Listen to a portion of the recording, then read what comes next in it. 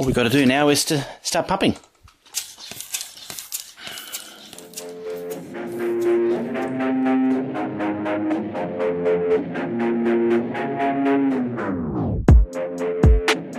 What is going on, everyone? Welcome back to the Fully Inflated Football Podcast. I am your host, Marcus Whitman. I hope you had a great holidays. I hope you enjoyed Week 16 because it was a good one and it set up big time for Week 17. So in this show, we're going to be recapping Week 16, all of the big headlines, lots of narratives to go through. But beyond that, we're going to be talking about who I think is going to make the playoffs, talk a little bit about the upcoming Week 17, and the main topic for the show today is predicting the awards season, MVP, Defensive Player of the Year, all that good stuff.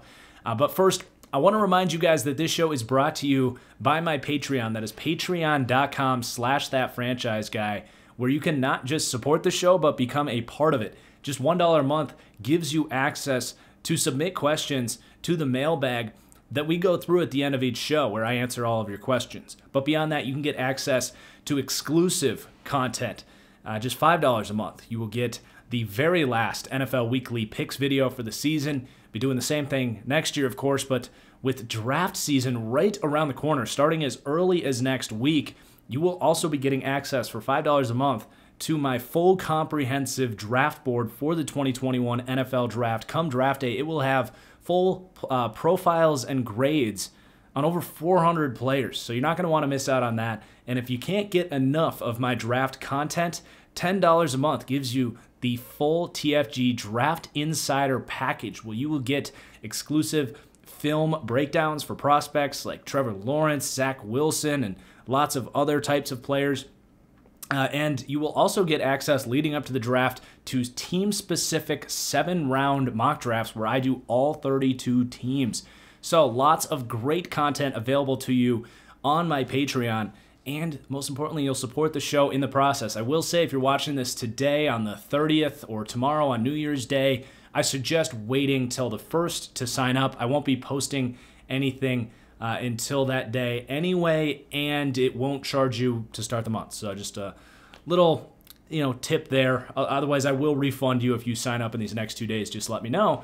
But yeah, that's the Patreon, where you can support the show, become a part of it, and get exclusive content. So I encourage you guys to check it out. And for everyone that has been signed up as we near the end of the year, thank you so much for your support. It pays my bills. It puts food in my belly that just keeps getting bigger and bigger these days. New year, new me, right? But yeah, man, I appreciate you guys for your support and your continued support moving forward. All right, let's get into the show. Excited for this one today. We're going to start going through the awards season. We're going to talk about who I think will win each award and who my vote would go to. So predicting who wins, and then maybe if there's some disagreement on who I think wins and who I would be voting for, we'll talk about that. Then we're going to talk about the important Week 17 games. Not going to do a deep dive into each game, but I'll just quickly note who I think wins and where I think the playoff picture will be heading into, obviously, the playoffs next week. And I will say as well, make sure you come over to YouTube next Monday, because one of my favorite videos each year is my playoff predictions show, where we break down all the games and do my full predictions that have been a hit and, without tooting my horn too much here, have been pretty successful over the last few years. So that'll be fun. And then we are going to do our speed round recap of Week 16. I'm going to hit on 1 point for every team in each game to kind of speed that thing up a little bit. And then we got a big old bag of mail to hit at the end. So a full show ahead. Let's get into the awards ceremony, at least the TFG awards ceremony. So this is going to be A, who I think will win the award, and B, who I would vote for the award. And let's start with the MVP. And I do think Aaron Rodgers wins the award, and that is who I would be voting for. I will say it's either him or Mahomes, and whoever doesn't win it definitely deserves it. Now, Rodgers is currently the heavy favorite. He's minus 300. He has outplayed Patrick Mahomes. He just has. He's number 1 in PFF grade. He's number 1 in quarterback rating. He's number 1 in pretty much any wins above replacement metric you want to look at. He is the least turnover-worthy plays in the NFL. He's the only quarterback eligible who's thrown. It's over 400 dropbacks, which is pretty much starting 12 games or so. He's the only eligible quarterback with less than 10 turnover-worthy plays. He also leads the NFL in touchdown passes and has over 4,000 passing yards. His team has had overwhelming success as well, and he's doing it, yes, with Davante Adams, but frankly, with a bunch of other questionable starters at best. Equanimeous St. Brown, Marquez Valdes-Scantling leaving yards on the table all year. Not really a high-end tight end, Robert Tonyan. So to me, it's Aaron Rodgers. It's the definition of the award is the most valuable player. I think Mahomes and Rodgers are kind of interchangeable. Not so much like if you put Rodgers on the Chiefs, they'd be any worse, or if you put Mahomes on the Packers, they'd be any worse necessarily, because those two guys are just that great. But if you took, say, Andy Dalton's used to be the guy we would use for that, but let's say Ryan Tannehill. If you put Ryan Tannehill on the Packers, and this is a little skewed because Ryan Tannehill's proved to be a great scheme fit in the exact same scheme in Green Bay, but you get the point. You know what? Screw it. Let's use Andy Dalton. You put Andy Dalton on the Green Bay Packers, they're probably a 7-8 win team. You put Andy Dalton on the Chiefs, they're still winning 10, 11, 12 games. He still has the best weapons in the NFL. Andy Reid calling plays. We saw what the Chiefs offense looked like with Chad Henne. We're going to see it again here in Week 17. It's serviceable. And they got some playmakers on that defense. The Chiefs' defense over the course of the season has been much better than Green Bay's. So, for that reason, I do think Rodgers, as long as he doesn't stink it up against the Bears, which is a possibility, it's a good Bears defense playing a win-and-in scenario, Rodgers could still lose this award Week 17, whereas Patrick Mahomes is not playing. So, Rodgers is currently the front runner. I think he should be the front runner, but it's not a lock. I think there is a chance that Rodgers struggles, that recency bias kicks in, or maybe even Mahomes' stats end up looking better if Rodgers is that bad. But I do think it is Rodgers' award to lose, and that is who I would be voting for. Now we have Offensive Player of the Year, and this is such a difficult award because I think we've kind of gotten to the point as a football conglomerate, if you will, to saying that this should be a non-quarterback award. Now, quarterbacks have won it in years past. I don't think a quarterback wins it this year. I think that we're kind of heading in the direction of Offensive Player of the Year is an opportunity for a non-quarterback to win it because the MVP is such a quarterback-driven award. So, my Offensive Player of the Year prediction is Derrick Henry, and that is actually who I would vote for. I think he has been the best offensive player in the NFL throughout the course of the season. Now, there's two players that I think are right there in this discussion. And if they win it, I think they're worthy of it. And I really wouldn't bat an eye if they did. And it's actually three different positions, which it makes it very difficult to break this thing down. So you have Derrick Henry, who, again, I think will win the award and would be my vote. But Davante Adams and Travis Kelce. Travis Kelce, before last week, was leading the NFL in receiving yards. He has over 100 receptions. He currently has, I think, 15 or it might only be 11 touchdowns. I don't know. He's got a buttload of touchdowns. He's been incredible. He's arguably having the best season any tight end has ever had, and he means everything for, not everything necessarily. They'd still be really good without him, but you take Kelce out of the mix, it's really just Mahomes and Tyreek Hill. So you put Kelce in there and you have two game-breaking athletes and mismatch problems between him and Tyreek Hill, obviously, who's another very eligible and qualifying. There's a word I can't think of, but he would be a solid pick for Offensive Player of the Year. But yeah, Travis Kelce has been just awesome. And then Davante Adams, I think the main reason he's not the favorite for this is he did miss a decent chunk of time. He missed, about 3.5 games. The Packers offense continued to play well without him. So just statistically, he's not quite there. But if you look at a game-by-game split, you can make a pretty strong case. And another take I have here is as much as I think Rodgers means to that team, I think Davante Adams, you can make a case that he also should be an MVP candidate because of the way that the Green Bay Packers are constructed. Now, they did have some success without him, like I mentioned, but the way that they've played at such a high level when Adams has been in there and the way that offense is just funneling through him, other than one game this year, there's only one game, I think, where he had less than 6 catches or less than 50 yards. In the majority of these games, he's putting up 100 yards, multiple touchdowns. He leads the NFL in receiving touchdowns. And again, he missed 3 or 4 weeks, so who knows where his stats would be. But yeah, Davante Adams, Travis Kelce, great candidates. That's the word I was trying to think of for Tyreek Hill. But to me, I would give it to Derrick Henry. He is by far the NFL leader in rushing yards. He's going to come in just short of 2,000 yards, it looks like, but I wouldn't rule out a 250-yard day against the Houston Texans in Week 17 to clinch a playoff spot. I think Derrick Henry has a great chance and a great opportunity against a miserable Texans defense to take home this award this week. And he would be my vote. I think that offense has leaned very heavily on Derrick Henry, and they would not be where they are without him, much more so than guys like Davante Adams and Travis Kelce. And then I will mention Alvin Kamara's name. A lot of people want to throw his name into the ring because of the 6-touchdown week he had last week. That's just recency bias to me. This is a season-long award. And while Alvin Kamara has been incredible, he is not an Offensive Player of the Year. Okay, this conversation has been just as heated as the MVP debate, and that is Defensive Player of the Year. And this is where I am going to have disagreement with who I think wins and who I think should win.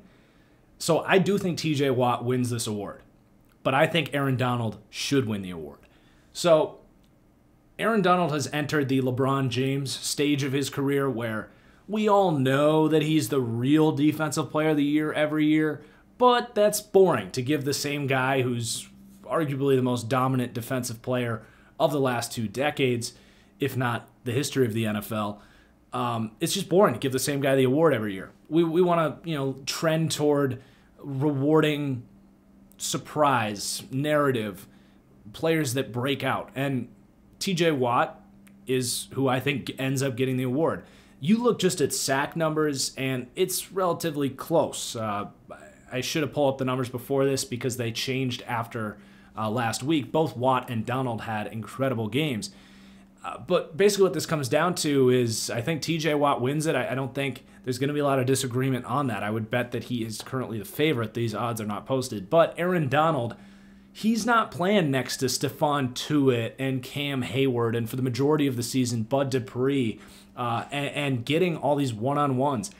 Aaron Donald is double-teamed almost 20% more than the next guy down in the NFL, which I think was still Fletcher Cox, by the way.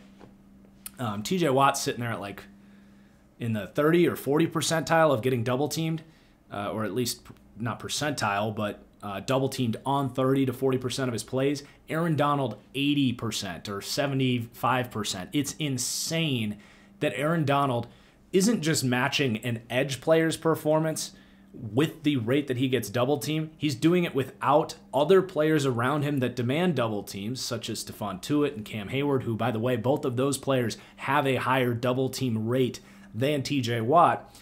But he is just miles ahead of anybody at his position group, Aaron Donald is. And the Steelers defense is great too, but the Rams have had a surprisingly great defense. So I would vote for Aaron Donald. Frankly, it's not that close. I think if you remove the storyline, the fact that he's a Watt brother, he plays for the Pittsburgh Steelers, and it's really not that close in my opinion.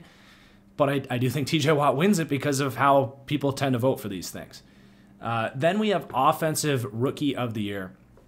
This one's pretty straightforward. I think you do lean towards the weight of the quarterback position and give it to Justin Herbert. Justin Jefferson is absolutely worthy of this thing. He has been a top 10 receiver in the NFL this year, and if they do go with him, because he has been a better, relative to the rest of the players in the NFL, Justin Jefferson has been better at his position than Justin Herbert has been at his position, but they've both been incredible, both very pleasant surprises. Herbert much more than Jefferson, and Herbert has a bit more of that narrative going. So many people doubted Herbert, like myself, and he's come out and just balled out, statistically the best rookie quarterback ever.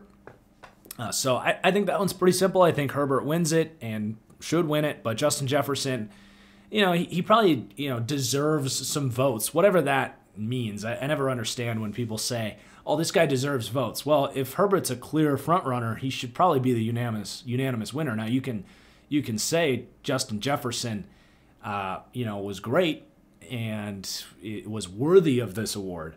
But I don't know if he deserves votes, because I really do think it's pretty simple to just give it to Herbert. But, is what it is. Then Defensive Rookie of the Year. This one was a lot harder, but I am going to go with Chase Young. I think he does win it, and I think that he would be my vote. There just haven't been that many shining defensive rookie performances. Jeremy Chin has certainly, put up numbers. The tackle numbers are great. He's had some picks, some forced fumbles. He's had some pretty big moments, and he's been the more steady guy throughout the year. But just the eye test. I mean, Chase Young, who was not healthy for about 6 weeks there in the middle of the season, but came out strong in his debut, got banged up, and then took some time to get healthy. But over the last 6 weeks of the season, maybe even just the last month, he's just been a game wrecker. He's very clearly the best defensive rookie. And if you want to lean more statistically speaking, I would say that without slandering him or whatever, Jeremy Chin has been the volume guy. He's the guy that looks better on the stat sheet. But Chase Young has legitimately changed that defense to being a defense that can win them games down the stretch, and that is a much more meaningful impact, whereas Jeremy Chin has made some nice plays. He's definitely a nice asset for that team, and he'll continue to be a really great player moving forward, and I don't want to take anything away from him, but he's not making the impact that Chase Young has made in like half the amount of time. And then the last one is Comeback Player of the Year, and that one's staying in Washington. It's Alex Smith all the way. It's who I would vote for. It's who will win it, and there's really nothing that hasn't been said about his comeback that I can add to the conversation here, so I'll just leave it at that. My votes are Rodgers for MVP. We've got Derrick Henry for Offensive Player of the Year, Aaron Donald for Defensive Player of the Year, Herbert for Offensive Rookie, Chase Young for Defensive Rookie, and Alex Smith for Comeback Player of the Year. And the only difference there in what I think happens is that instead of Aaron Donald winning Defensive Player of the Year, I have TJ Watt actually winning the thing. Okay, so our next topic here is going to be who's in and who's out. It's a huge week. I'm sure there have been, and this is totally just recency bias, but off the top of my head, I haven't been so excited for a Week 17.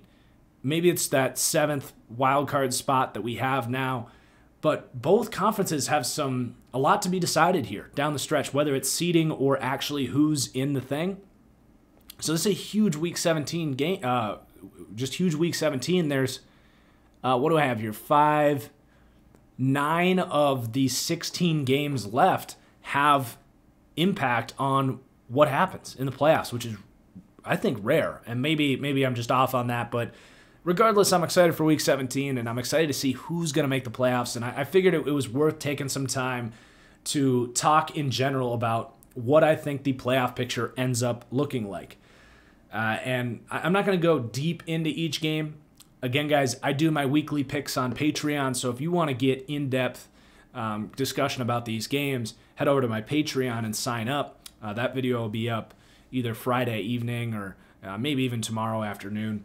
There's no Thursday night game. There's no rush to get those picks up. But let's start in the AFC conference.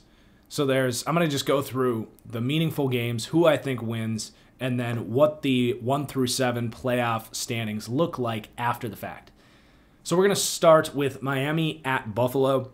This is probably the most tense game as far as A, impact on who makes the playoffs, and B, at actually being a good game. Now, currently Miami is only a 1-point underdog in this game, and I look at these two teams, and that doesn't add up to me. I think Buffalo is 7 points better than Miami right now, and that very well may be a bet that I make because Buffalo is playing to win this game. They're playing for the 2 seed. They're playing for non-Kansas City home field advantage, and they're playing to potentially play the worst of the wildcard teams, which I don't think could be Miami here, but it might be Miami. And if you can get Miami out of the 6 wildcard week games in the AFC, I think that's a pretty big advantage.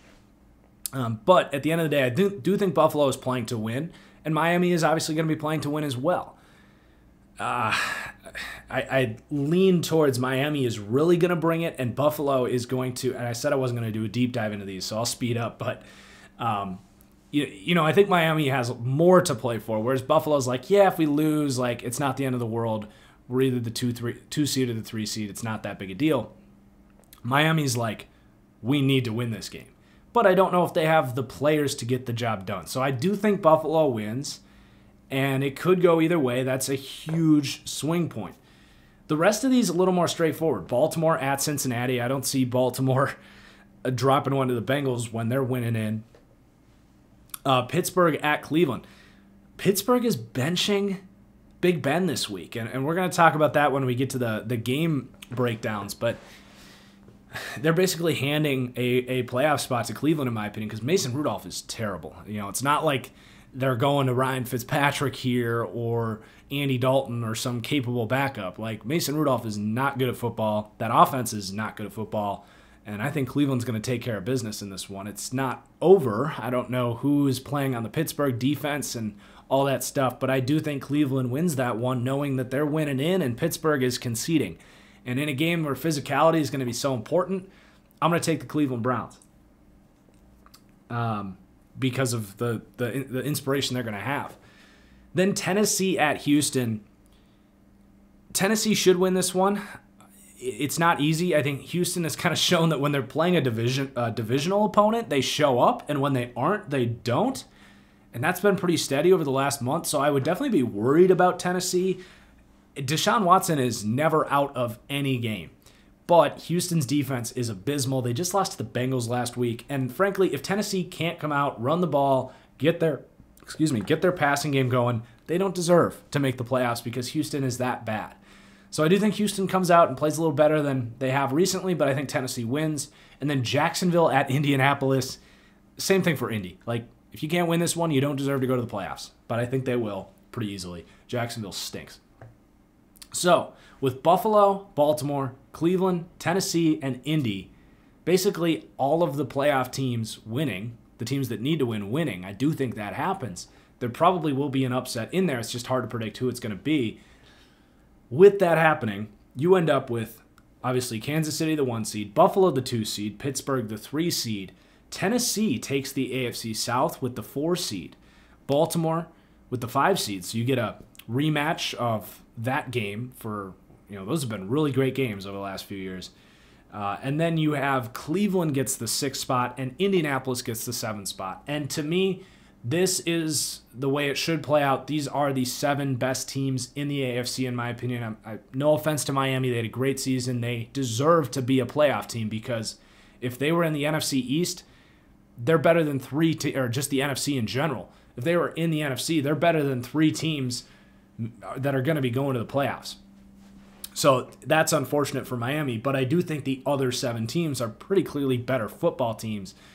So that is how I see the AFC playing out. I'm not going to go through the predictions of who wins in that scenario. That will be for next Monday's show.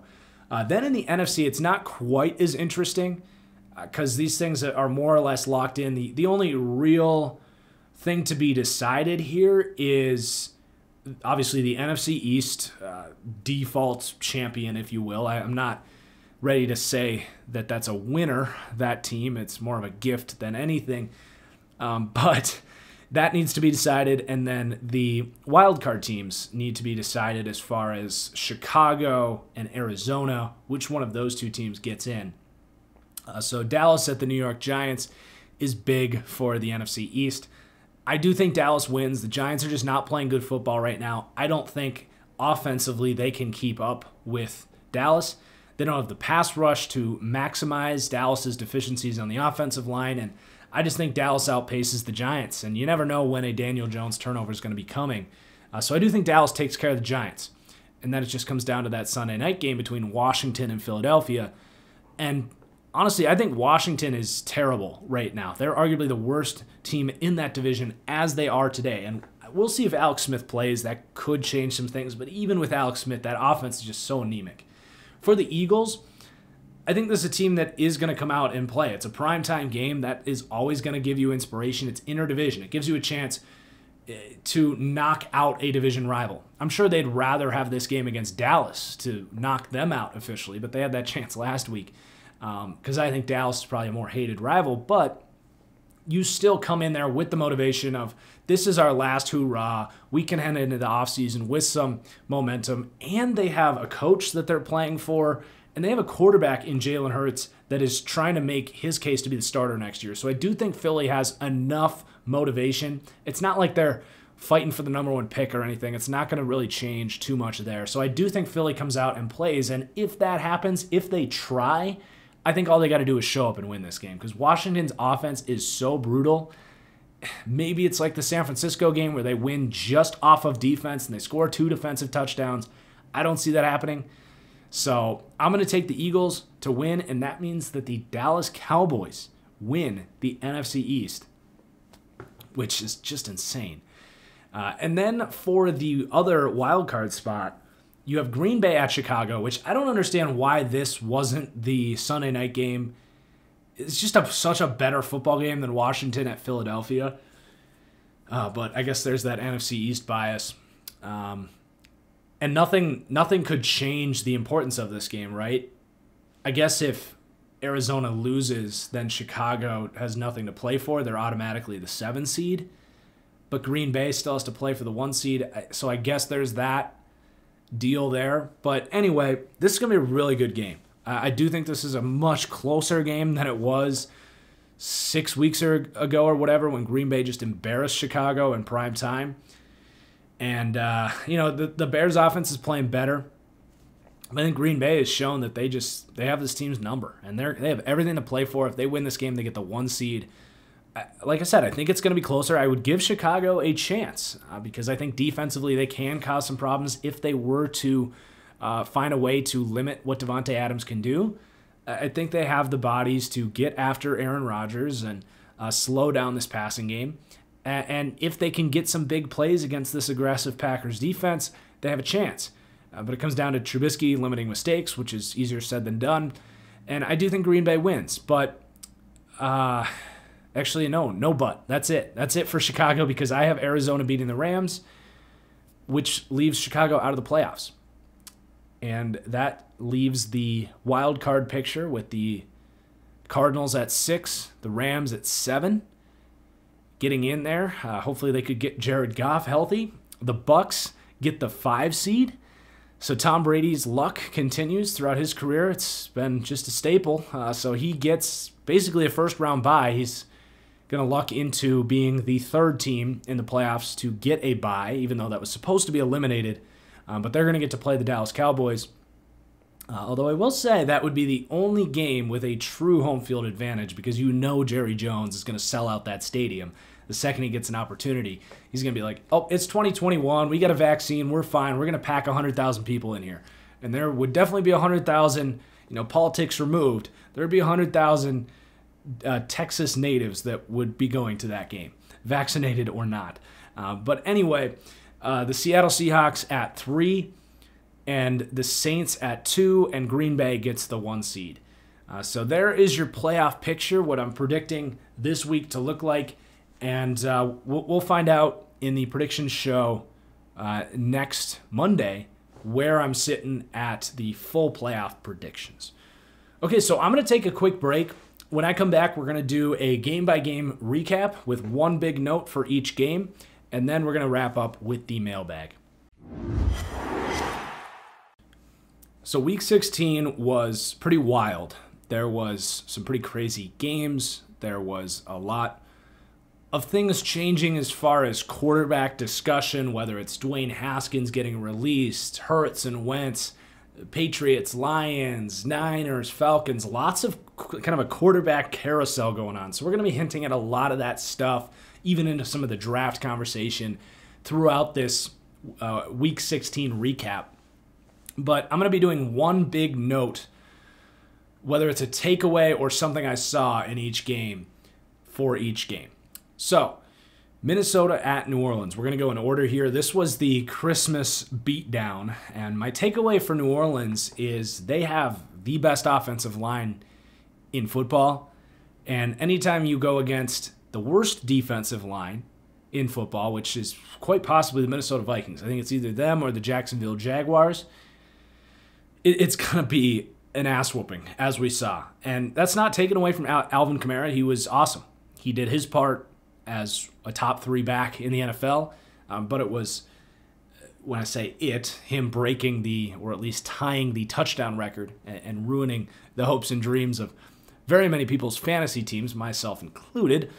But you don't have a performance like that without lots of things going a certain way. That's why the record stood for 100 years. It was a perfect storm, basically, for Alvin Kamara, with the best offensive line having their best performance of the season, the Minnesota Vikings coming out flat and lacking talent, and Alvin Kamara being awesome. And you have to also have a quarterback that you don't know how consistently he can push the ball downfield, like Drew Brees. But my big takeaway for New Orleans is they have a lethal offensive line. They're getting Cesar Ruiz going, which is big for them. That right guard spot has been in flux. It's been a position of question for them. But this offensive line is awesome. If they can come out and dominate like this, not only is their run game and their defense going to give them a chance every week, because their defensive line is also fantastic, but it's going to buy time for Drew Brees, who's obviously not the most mobile guy, but it's going to allow him to not necessarily go through his reads, because he's very quick at doing that, but when he's not under a ton of pressure, he is able to step into his throws. And with the way his arm is right now, especially if he's got to go on the road, he absolutely needs to have a clean pocket, because if you're getting to him, and that's not even talking about re-injuring his ribs or anything, but if you're getting pressure on him and you're making him throw off platform and move around all the time, they don't stand a chance in the passing game. But if he has a perfectly clean pocket, they get Michael Thomas back, they're going to be serious threats in the playoffs. They're right there with the top teams in the NFC. A little bit matchup dependent, because they're so, to me, dependent on their line play. But at the end of the day, they are top contenders. And then for the Vikings, my takeaway here is this was not the team that was supposed to be fielded this year. You have Danielle Hunter going out with, I think it was a back deal, but he misses the season basically for an injury. And then you have your big free agent spending, your big free agent piece in Michael Pierce at nose tackle. He opts out. So your 2 best players in your front are gone, and Everson Griffin. And on top of that, Stephen Weatherly left in free agency. So this D-line just fell apart, and they didn't have time to repair it. They tried Yannick Ngakoue as kind of a desperation play. That didn't work out. So they'll be back. That's basically my takeaway with the Vikings. Their offense is in good shape. They will be very explosive on offense. I saw that Dalvin Cook's father passed away.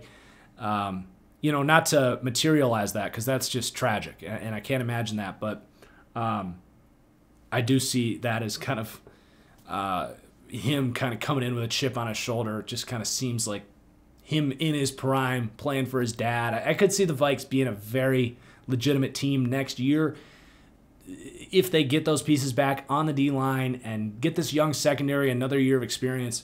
The Vikings will be right back into the playoff picture next year, though their long-term picture is not ideal. But I think they will run this window back one more year next year. And that's really all I have to take away from this game is the Vikings were just outmatched at the line of scrimmage, and it was never even a close game. But the Vikings offense did play valiantly against a good Saints defense. All right, Tampa Bay at Detroit. Nothing to really take away from this game. I will say for Tampa Bay, not only is Tom Brady lucking into a first-round bye like we talked about, he also lucked into the perfect time to basically have an NFL game that was target practice. Matthew Stafford gets another injury in the first drive of this game. The entire Lions coaching staff ends up with COVID. And basically Tom Brady gets to come out here with Golladay and Brown and Evans and Gronk. It's just insanity, the weapons they have there. And they basically just get to, kind of scrimmage and get up to speed with each other and build some of that rapport and confidence. This is the perfect time for a free win. That's exactly what Tampa Bay got, and I think it's going to help them. I think kind of seeing what their offense is supposed to look like in form, it's just that muscle memory thing. and it's going to help them come playoff time. And Tampa Bay, to me, is right there with the Saints and the Seahawks and the Packers as far as legitimate playoff threats. Because with Tom Brady playing the way he's playing right now, that was the last piece to this team over the last 2 months that was like, what are you getting at the quarterback position? Because the offensive line is, dare I say, elite. It's very good, if not elite. The receiving core is the best in football, outside of maybe Dallas. It's ridiculous, the playmakers they have when healthy with this receiving group, and they're all getting hot and healthy together as a group. Imagine if they had O.J. Howard. I mean, my goodness. And then their defense is really good too. So it was really about, like, is Tom Brady going to hold them back with his physical limitations, or is he going to get up to speed in this scheme and get on the same page timing-wise with these receivers? And it seems that this is exactly what this team needed for that to happen at this point in time. And we'll see what they do against Atlanta. Atlanta's been kind of scrappy on defense over the last few weeks. But if they come out and dominate the Atlanta Falcons this week, man, they're a scary-looking football team. And then for Detroit, I mean, I don't even have anything to say. This was the worst fielded football team of the season for any given week. No coaching staff. They're already a bad football team. And they've been carried by Matthew Stafford for 4 weeks. And Matthew Stafford left in like the first 5 minutes of this game. And he has like 4 different injuries. I don't know what's going on with Matthew Stafford. But yeah, there's just nothing to take away for Detroit. Like, they have hit rock bottom. That's for damn sure. And as for Matthew Stafford, like, what do you do with him? Everyone wants to know. Every team that wants a quarterback is basically begging to trade for Matthew Stafford. And that goes to show you the value of Matthew Stafford, and to me, why Detroit should not trade him and why I don't think they will. But like Denver, Washington, and even Indianapolis and San Francisco, they are all like, that is best case scenario, is we give our first round pick that isn't even a top 10 pick and get Matthew Stafford. And then if you're the Lions, you're probably underselling because there's that many teams that would love to have a quarterback like Matthew Stafford, and you're eating some of his contract. So unless you wow the Lions for Matthew Stafford and offer like 2 firsts and players, like, I just don't think they should do it. Now, will they do it? Who knows? This organization is a complete mess. San Francisco at Arizona. For San Francisco, this was a big day. This was a reminder that they're one of the most, if not the best coached teams in the NFL. It was a reminder of what coaching means, because we'll talk about the coaching on the other side with Arizona just not being very good. But this was a reminder that the 49ers are potential NFC favorites in 2021 just by default of getting all these guys back. Because, you know, I don't know if Robert Saleh will get a head coaching job or not, but this performance very well may have locked that up, and maybe those lines we just talked about are a good landing spot for him. But I think they will continue to roll without Robert Saleh because I trust Shanahan to hire the right people. And for the most part, I think that the players here can carry most defensive coordinators to an elite defense in this league, especially getting Nick Bosa back next year. So getting that defense back to the way that they can play, and, you know, they don't have Buckner anymore, and they need to develop Kinlaw, obviously, to get back to the pass rush they had last year. But the Niners will be back. This offense is just a healthy quarterback away from being a consistently dominant force. And George Kittle, like, they've just had their whole roster wiped for injuries. And they came out and just outcoached the crap out of the Cardinals, and it kind of crushed them. They kind of crushed the Cardinals, to be honest. And that takes me to the Cardinals. And this was an eye-opening day, and we're going to talk about Cliff Kingsbury because I think he's the problem right now. They have other issues. They got to beef up their offensive line. They could use a couple pieces here or there on defense, but I just don't think he's it. That's really what it comes down to with Cliff Kingsbury. I watched the Cardinals play, and I watched other playoff teams play, and I watched teams like the Niners play. And the most consistent thing with playoff teams is, obviously they have talent. You need talent to be a playoff team, but they know who they are. We talk so much about scheme and culture. And I think it gets swept under the rug sometimes with teams like the Cardinals. People picking them to go to the Super Bowl, be a lock playoff team this year coming into the year. And I had them at 8-8. That's looking pretty spot on. And if you want to be that legit playoff threat, you have to know who you are as a team. You have to know what your strengths are. You have to know coming into games how your strengths match up with other teams' strengths. You have to understand yourself. You have to understand your weaknesses so that you know how other teams are going to leverage your weaknesses against you. And schematically, you have to have what I call your crutches. You know, the Titans have their outside zone and their play action. This Niners team have their outside zone and their play action. The Saints run the ball extremely well. The Chiefs have Patrick Mahomes and Andy Reid as a play caller to create creative things.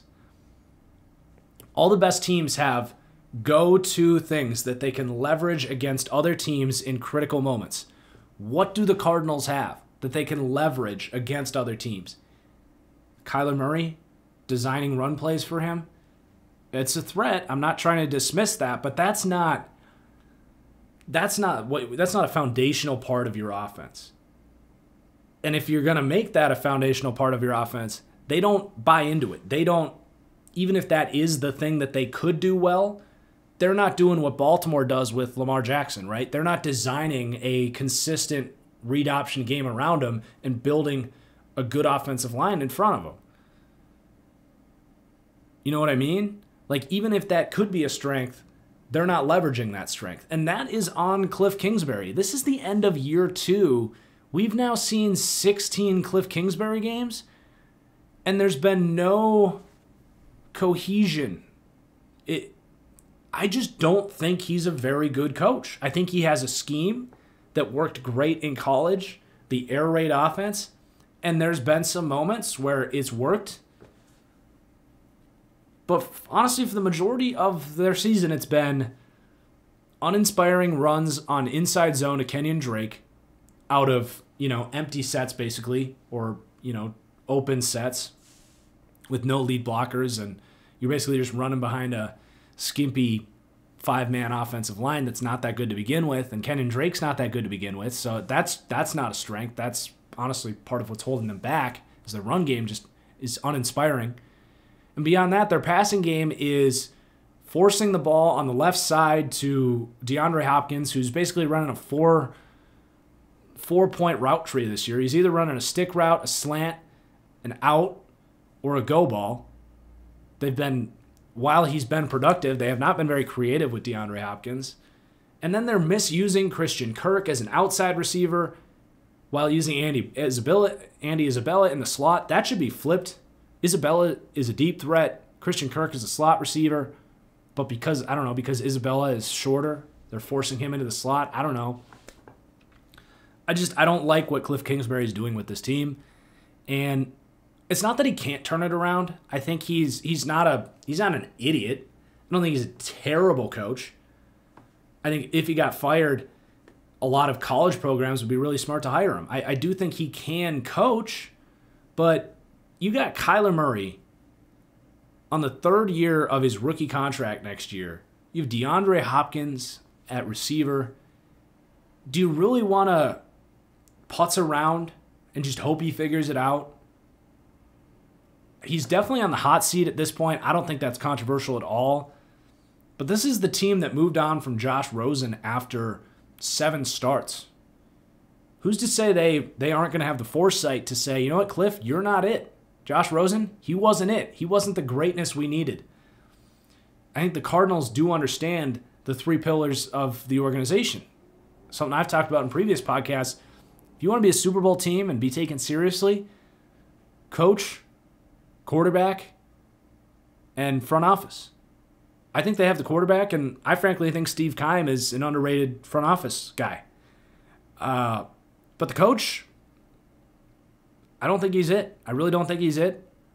It's a controversial opinion, but I think I would fire Cliff Kingsbury next Monday, especially if they miss the playoffs here. But I do think they will. I do think they'll beat John Warford and the Cooper Cup-less Rams this week and get into the playoffs. But yeah, man, Cliff Kingsbury, stock way down. Okay, Miami at Las Vegas. This game was awesome. This was one of the games of the year for sure. We all saw it, the amazing Ryan Fitz magic hitting the pinnacle of all Fitz magic, ripped down by his face mask. Raiders in typical fashion, poorly coached or whatever it was. Damon Arnett making mistakes as a rookie, giving up the seam, not the seam, the sideline on cover 2. And yeah, I mean, they blew it. The Raiders blew it. They officially missed the playoffs here. They weren't going to make the playoffs anyway, but that was great. Good for Miami. You pulled it out of your butt at the very end. And maybe they make the playoffs, maybe they don't. Miami, they're not going anywhere if they make the playoffs. Like that, it would be cool to, inspire your culture or whatever. But they've already had a great season. They're going to be inspired coming into next year. They're going to have hype regardless of if they make the playoffs or not. And maybe it's better to have that hidden luster of what if in the offseason instead of going in and losing to the Bills by, God, I don't know, in a playoff game. Like week 17, the Bills might lay off the gas a little bit. If the Dolphins do beat them and the Dolphins get in, that'd be great. But I think the Bills would beat them in the first round of the playoffs by 25 points. They just can't match up to a Bills team that is legitimately pouring it all out. So what's better? Have that luster of what if heading into the offseason, or to get demoralized and realize how far you truly are behind? I don't know. You could debate that. But the biggest takeaway here is Tua Tagovailoa is, what's the word I want to say? Because his career isn't over. He still has a lot of potential to be a high quality starter in this league, but that's about it. I think it's very clear that he is never going to be an elite quarterback. He does not have the downfield throwing potential. He doesn't have the arm talent. He's not, he doesn't have elite instincts as far as his pocket presence. He's fine there. And he's a good athlete, but you're not talking about Lamar Jackson or Kyler Murray here. Best case scenario, you're getting prime Alex Smith, Jimmy Garoppolo, maybe a fringe top 10 quarterback at best. Worst case scenario, you literally just have Alex Smith.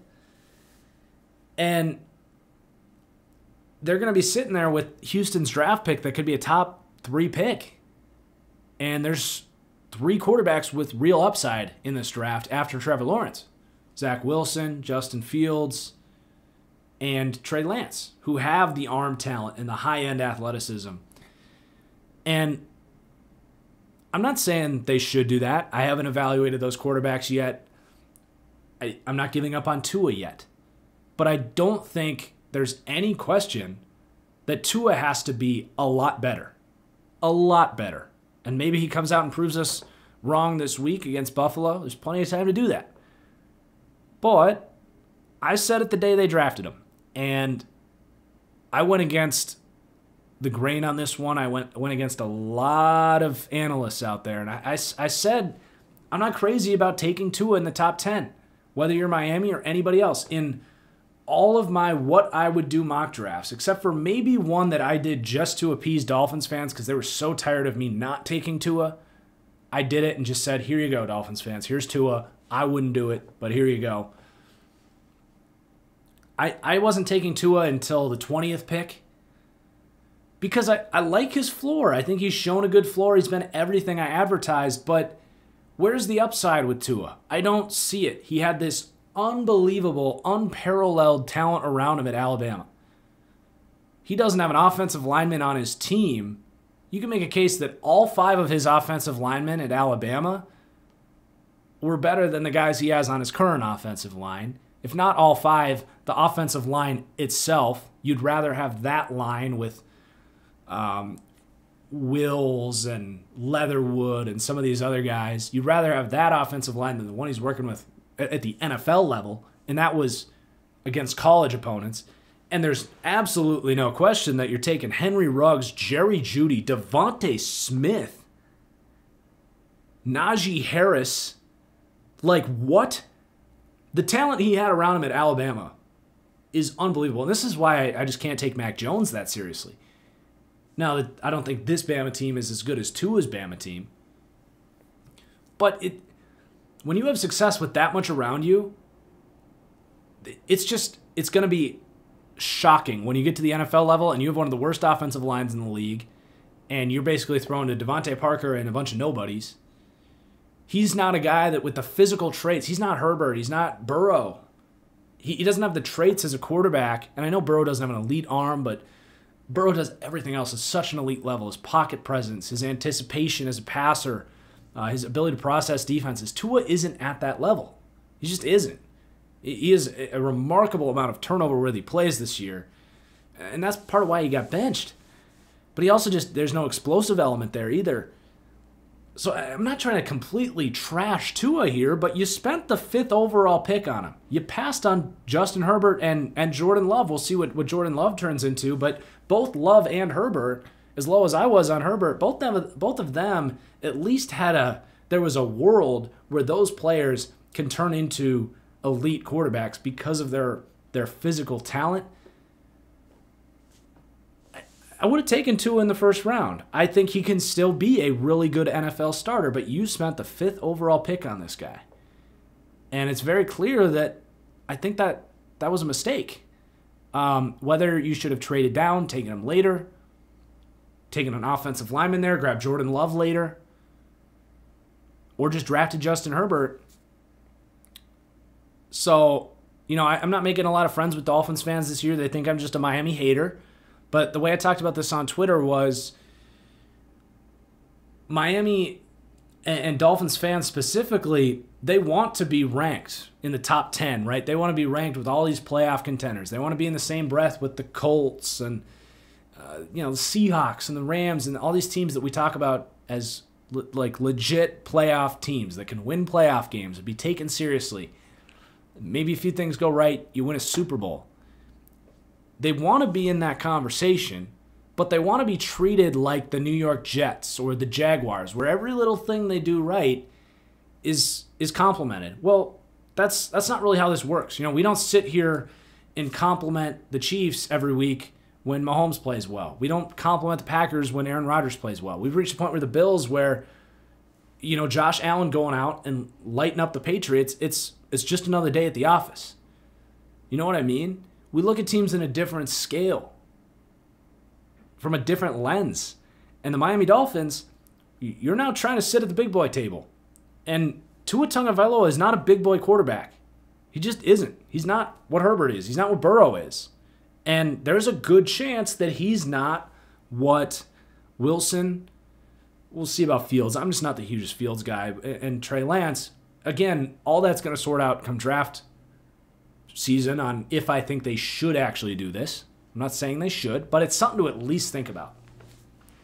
So my takeaway from this game, while Miami won, is that Ryan Fitzpatrick is a better quarterback than Tua Tagovailoa, and the fact that they're babysitting Tua and playing him week 17 in a meaningful playoff game, essentially for them, this is a playoff game against the Bills, you're playing your worst quarterback and babysitting him and saying, oh, it's okay, Tua. It's okay. You sucked last week against the second worst defense in the NFL. And the second the backup came in, he lit up the scoreboard. The teams couldn't stop him. It's okay, though. It's okay, Tua. It's okay. Well, we're going to stick by you. You're going to start this week. And if we lose and we don't make the playoffs because of you and the fact that you can't score, it's okay. And what they'll probably do is say, you know what? It's okay. We'll bring you back as our starter next year. Look at what the Arizona Cardinals did. They took Josh Rosen. They traded up for Josh Rosen, right? Well, they had an opportunity in the draft to take a better prospect. And again, I don't know if these guys will be or not. And they just did it. They said, all right, Rosen, sorry, we're kicking you to the curb. They ended up getting a second-round pick for him. You could probably get a second-round pick for Tua in this world. And they've lived to see another day. Cardinals are in great position. And their quarterback has a chance to be an elite quarterback someday. I don't think Tua is ever going to be that guy. What's the best case scenario with Tua? You have to put a perfect team around him, and maybe you have a 3% chance of winning a Super Bowl? I don't know. This league is all about finding an elite quarterback. And I think Miami kind of blew it, to be honest. All right, and then for the Raiders, the takeaway here is Jon Gruden this offseason, this is now 2 years in a row where they have lost because their defense is despicable. And they're despicable because of the moves that Jon Gruden has made as a team builder, general manager, whatever you want to call it. It's very clear he's the one calling the shots. He just leans on Mike Mayock for his scouting ability. You know, Gruden's got to grow up and let someone else build this defense because his offense is fantastic. He can develop guys, Renfro, Waller, Aguilar. Like, if you play for a Jon Gruden offense, he's going to use you well. I think he's one of the better play callers in the league. I think he's fringe top 10 coach, but he has to swallow his pride and let someone that knows what the hell they're doing build this defense because the Khalil Mack trade has been a disaster. They turned it into a running back and Damon Arnett, who was the reason they lost this game, and he has not been good this year. I had a third-round grade on Damon Arnett. They took a 23-year-old, slow-developing, literally slow, 4.6 speed corner, 20th in the draft. What? Like, Damon Arnett wasn't a bad prospect, but he was with the Michael Ojemudias of the world. Of a guy that, like, yeah, he might be able to start, but he just doesn't have the physical traits to be some high-end starter. It was a mind-numbing decision. I think I gave it an F. You know, the Jonathan Abram pick, Gruden took him because he's your Gruden grinder type, right? He talks trash, he'll hit you hard, but he can't cover. He's a safety that can't cover in 2020. And they traded Amari Cooper for him. That's Gruden. Like, Gruden has been such a terrible decision maker. They drafted Clelin Ferrell, another Gruden grinder type. Good player. Good player. I would have taken him 24th in the draft. I would have spent the Jonathan Abrams pick on Clelin Ferrell for sure. But you don't spend the 4th overall pick on a low-end, you know, an average, a high-end number 2 at best edge player with the 4th pick when they could have had Josh Allen. Yikes, man. Yikes. And that was the same class with Burns and Rashawn Gary, too. I would have much rather had Gary or Brian Burns. I had those guys. Am I a year ahead of myself? Yeah, that was that class, right? I had all 3 of those guys ahead of Clelin Ferrell. Yeah, just Gruden's got to get out of his own way from building this team. And I don't know if he will. I don't know if he won't.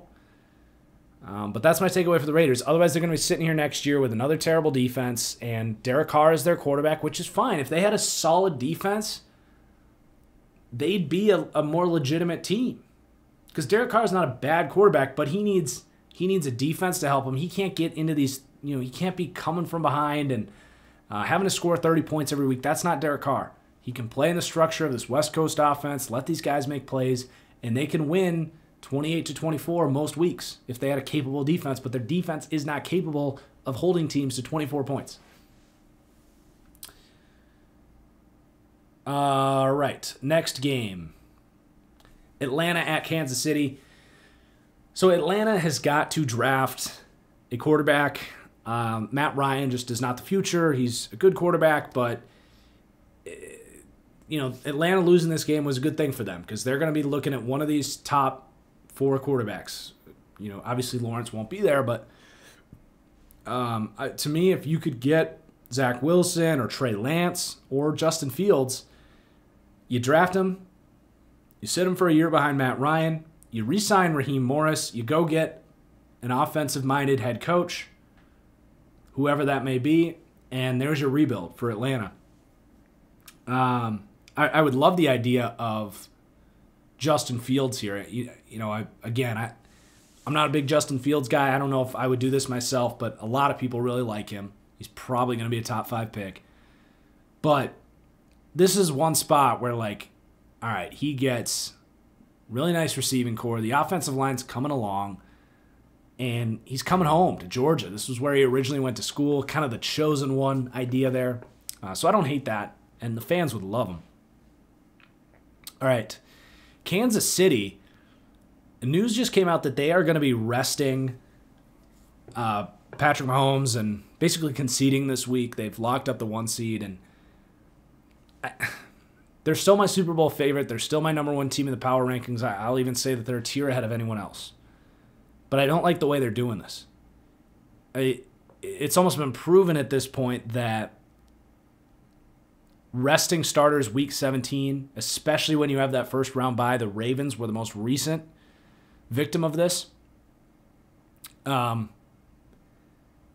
can't help but think about the 2011 Green Bay Packers, who went 15-1. Ironically, their one loss was to the Kansas City Chiefs that year. But they rested their starters week 17. They have the first round bye, and they came out flat. It was one of the best offenses of the decade, and they came out flat. Because you take 2 weeks off of anything, it takes a little bit to get going. Now, this Chiefs team is famous for coming back from behind, and that's what's the beauty of this team, is they could start slow, just like they did. They did this against the Texans last year. They got down 24-0. But if they come out and start slow against the Baltimore Ravens or the Colts or some of these really good AFC playoff teams, the teams that they're going to have to play are good teams. The Texans team last year, I don't think they were as good as this year's Titans or this year's Colts or the Browns. I don't know there. But even the Browns, like, you get behind them early and you let them, if you like the Titans and the Browns, get up early, they get to play their style of game where they control the ball with the run game and their offense, the way those things work. That could be a real problem. Really, the Ravens, Titans, Browns, any of these wild card teams are teams that could control the game, unlike the Texans last year. Because the Texans, that's not their play style. The Texans are more like the Chiefs. Like, they'd rather be behind passing all the time. If the Chiefs fall behind 14 points against the Ravens, Browns, Titans, which seems kind of likely with the way they're playing right now, taking 2 weeks off, I think they're making a mistake by not playing Patrick Mahomes. And that's really, I'm not critical of this team very often, but I have a bad feeling about the Kansas City Chiefs. And my playoff prediction show is next week. I don't know if I'm going to, put my money where my mouth is on this one, but I don't like the way that this is sitting right now. Okay, Chicago at Jacksonville. For Chicago, I want to talk about the Mitchell Trubisky situation. Lots of debate, I suppose, on should they bring him back. For most of these teams, the answer is no. You don't bring Trubisky back. But here's the problem. The Bears are going to be picking like 18th in the draft. 16 to 18, somewhere in there. They don't have cap space. So what do you really do? Because it's easy to say they got to move on from Mitch Trubisky, but what are their options? They're not going to be drafting one of the 4 quarterbacks here. Maybe this would be a good spot for a Kyle Trask or a Mac Jones, who are kind of these, to me, like Nick Foles-esque prospects. But are they an upgrade to Nick Foles week 1? Maybe, maybe not. Maybe that's where you go. But to me, that's kind of a Christian Ponder-esque reach in the mid-rounds where you're like, all the good quarterbacks are gone, but we really need a guy. This guy had some success in college. Let's just take a chance on him. I just don't think those guys have the traits. And again, maybe that opinion changes as I really dive into these guys. But is that a better option than Mitch Trubisky? Maybe, maybe not. It's certainly not an easy answer. Jameis Winston, is he a better option than Trubisky? They're kind of similar players. Trubisky knows the system. He knows these receivers. Andy Dalton, maybe he's a better high floor, low ceiling option than Nick Foles. I think I would agree with that, but they didn't like Andy Dalton 4 months ago. I don't know why they would now. So I'm not saying it's the right thing to bring Trubisky back, but if he plays well against Green Bay, if he beats Green Bay, man, they're just... I'm like defending Mitch Trubisky. That's how bad the Bears quarterback situation is. But they're in this weird window where, like, they might as well try to milk this thing out. And there's a chance that Trubisky is their best option. I don't know if they could end up with Jimmy G or, you're not trading for Stafford. They're not trading Stafford interdivision. Maybe Indy goes somewhere else and you get Rivers. I don't know. They're the most, them and the Patriots are like the two hardest quarterback situations out there. But it's at the point now where it's like, it's not the craziest thing in the world for Mitch Trubisky to be back on a 1-year, $20 million contract next year, or for him to get franchise tagged. It's crazy. It's absolutely crazy. And then for Jacksonville, I finally started diving into some quarterback tape, and that started with Trevor Lawrence. I'm just excited for draft season. Trevor Lawrence is a special prospect. It's I might go another 10 years before there's a quarterback prospect like him that I get to talk about, and he's a Jacksonville Jaguar. So that's a real thing. It's an Andrew Luck-esque thing where they're going to be a very relevant football team next year, I think, which is exciting. Now, I want more than anything for them to play Gardner Minshew this week against, who did they play? We talked about it earlier. They play Tennessee or they play Indianapolis. And Gardner Minshew had a lot of success against that zone-heavy Indianapolis defense. I've talked a lot, actually, over the year about how Gardner Minshew is actually good against zone defense because he sees the field very well. He throws with anticipation. He reads defenses very well. When you play man-to-man against him, he can't really scramble and beat you consistently. He can't really throw tight windows against man coverage. But he could have some success against Indianapolis, just like he did week 1. And I want him to get a chance somewhere. And I think they've kind of screwed him by tanking. And they've done the right thing to tank. I don't think they end up with Trevor Lawrence if Gardner Minshew starts all year. I really don't. But give him a chance. Like, watching this game, watching him have to sit on the sidelines against the Bears, I'm like, Minshew could be the answer for Chicago next year. Cheap quarterback, throw a third or fourth round pick there. New England, like, let Minshew have a audition game this week for the rest of the league. You've clinched the number 1 seed. If you win, you win. Who cares? That'd be good for you to go into the offseason with a win and Trevor Lawrence. Like, can't end the year much better than that. Okay, Cincinnati at Houston. Meaningless, sloppy game, but I will say Zach Taylor, for the first time, kind of put his foot on the gas and showed us what he can bring to the table. Just a good game plan, and they really got Brandon Allen on the move, and Allen looked good in this game and just kind of made you think, like, God, if that was just Joe Burrow.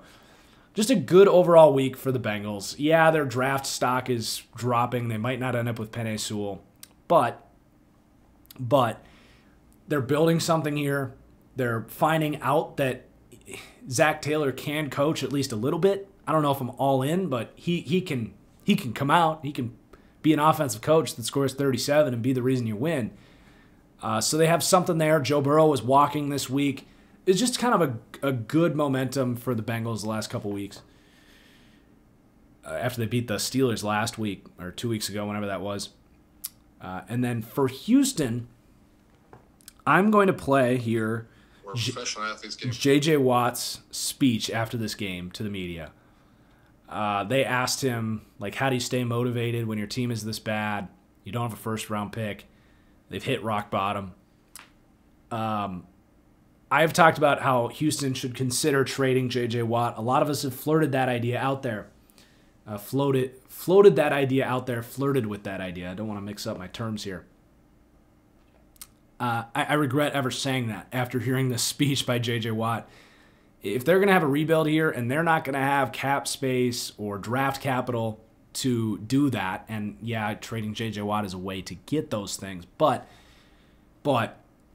just hear this speech and then tell me that this is a player that has won Defensive Players of the Year, for plural, for this team, and just hear the speech and then tell me that this team should trade this player. Paid a whole lot of money. If you can't come in and... It's a minute and a half, so if you've already heard this or you don't want to hear it, just skip ahead a minute and a half, but I'm going to play this whole thing because it's that good.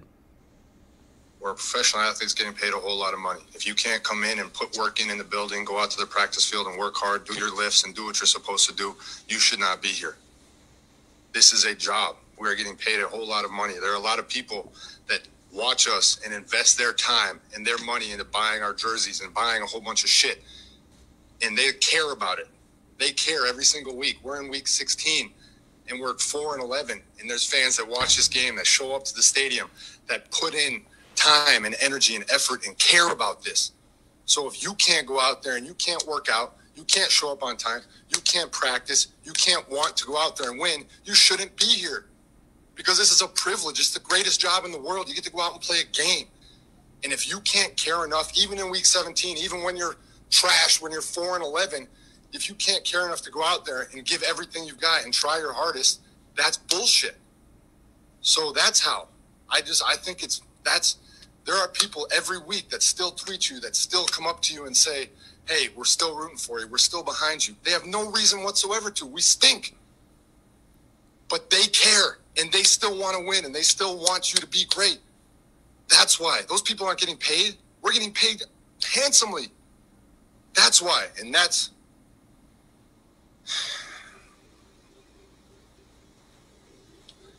who I feel the most bad for, is our fans. And the people who care so deeply in the city, and the people who love it and who truly want it to be great. And it's not. And that sucks as a player, to know that we're not giving them what they deserve. Thanks. So yeah, that happened. Got to record this like tearing up with goosebumps now. Like it's just powerful. Like you want that guy to be the guy that helps rebuild this defense. Meanwhile, if you're another team, might be seeing if Houston would trade him, because that is a guy you want in your building. But yeah, if you're Houston, you can't trade that guy. He's untouchable. So shout out to J.J. Watt. Build around Watson and J.J. Watt for the next couple of years. Get a good coach, and you could be back in this thing, even without the draft picks that everyone,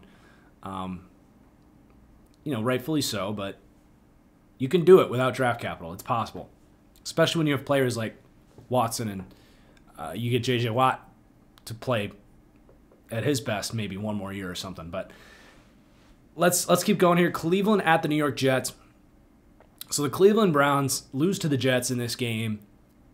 Ends up a little closer at the end, but wasn't all that competitive. Like, the Jets came out and won this game. The Browns could not establish the run. They refused to establish the run. Stefanski caught some criticism of not adjusting his game plan and reacting to what happened with the receiving corps. Now, I think it was the right idea to come out and try to pass against the Jets, because for all the Jets' problems, their defensive line is really good. Falorenzo Fatukasi might be the best run defending player in the NFL this year. Like, he is unblockable in the run game. And they have other bodies too. So the game plan itself, to come out and pass the ball against a team that can't really rush the passer, they don't have a good secondary, that was sound. But the day before the game, and keep in mind, when you come up with a game plan, that's a week-long thing. Like, they showed up on Monday, Tuesday, and they drew up probably a script for the first 15 plays, and they came up with a game plan with Baker to come out and pass the ball against the Jets. I don't think that is a bad idea, but you do have to adapt. And I think this is a learning moment for Stefanski, to be a little more adaptable to things like that. I'm not out on Stefanski by any stretch of the imagination, but you just knew in a year like this with COVID that the Browns would at some point find a way to Cleveland Brown this thing up. And this is what it was. And they're now at risk of missing the playoffs. They got to come out and beat the Steelers this week. Luckily, they're going to get Mason Rudolph, and I think they can do it. But basically, they had their entire receiving room breaking COVID protocol, and one of them was, not wearing his mask properly in the hot tub. And it's just like, come on, Cleveland. Follow the rules. Be professional. Just don't be the Cleveland Browns for once. And they just couldn't help themselves. And they come out with a bunch of practice squad receivers and Marvin Hall, who's a good player, but he's been on the team for like a week. And it was a bad combination of not adjusting your game plan and coming out trying to pass the ball with all these bad receivers and not doing your job as professionals and to not get COVID. And by the way, Wyatt Teller and Jedrick Wills were out in this game too. That didn't help. So Cleveland Browns will be fine. Learning moment for the team, but at some point they got to stop being the Cleveland Browns. Hopefully it's next year. And then for the Jets, they have locked into the 2 seed. They are trying their butts off for Adam Gase, which is kind of weird because he's as good as gone. We all know that. Gase is like making a late season push to be an offensive coordinator again. So, what happens now? They're locked in at the 2 seed. Sam Darnold is, he's been a top 24 quarterback over the last month of the season. Like, there's been lots of head-scratching moments. The turnover-worthy plays are still there. I don't know if you're ever going to be able to get that out of him. He's still very young, though. I would have said the same thing about Josh Allen last year, and Josh Allen was 23 years old. Sam Darnold is 23 years old. So it's not impossible, but you got to do the right thing with Sam Darnold. I just don't know if the Jets are capable of doing that. Maybe they do hire Brian Dable. I don't know. But I think Darnold is one of the more fascinating offseason narratives. I'm really excited to see what happens with him, whether it's the Jets taking the 2nd overall pick and another first-round pick that they got for Jamal Adams and beefing up the line, giving them maybe Jamar Chase. Do they build around Sam Darnold? Do they redo the quarterback thing? And then if they do get rid of him, where is he going? Is a team like Indianapolis, Pittsburgh, New England, I don't think they would trade him in New England, but Carolina, is a good organization going to get their hands on the raw talent of Sam Darnold, and what do they do with Sam Darnold? How do they build around him? What's the plan with him? I'm just very fascinating. I'm not ready to give up on Sam Darnold, who's played okay in the last month. The problems are still there. The problems are obvious. But the talent is pretty obvious too. And I believe in the player too. I think he wants to be great. He just needs... He's a young guy. He's 23 years old. He just needs someone to help bring him along, and he's not getting that there with the Jets. Okay, Indianapolis at Pittsburgh. For Indianapolis, it's just kind of what I've been saying about them throughout the season is while they did show to be a higher upside offense, once they got Jonathan Taylor and T.Y. Hilton going, they still they don't have that next gear on either side of the ball, right? They don't have anything that they do at an elite level. They're not an elite running game. They're a good running game. They're not an elite passing game. They're a good passing game. They don't have an elite quarterback. They have a good quarterback. They don't have an elite defense. They have a good defense. So it's just they don't have... We talked about the Cardinals and how teams need to find a strength and then find a way to leverage that strength against you. The Colts can't really do that because they don't have an elite strength. They're just a super well-rounded, well-coached team, but they don't have that go-to, this is how we're going to beat you. They just kind of have a game plan. They come prepared. They don't give up big plays. But when you go against a Pittsburgh team that, yes, they have really sucked.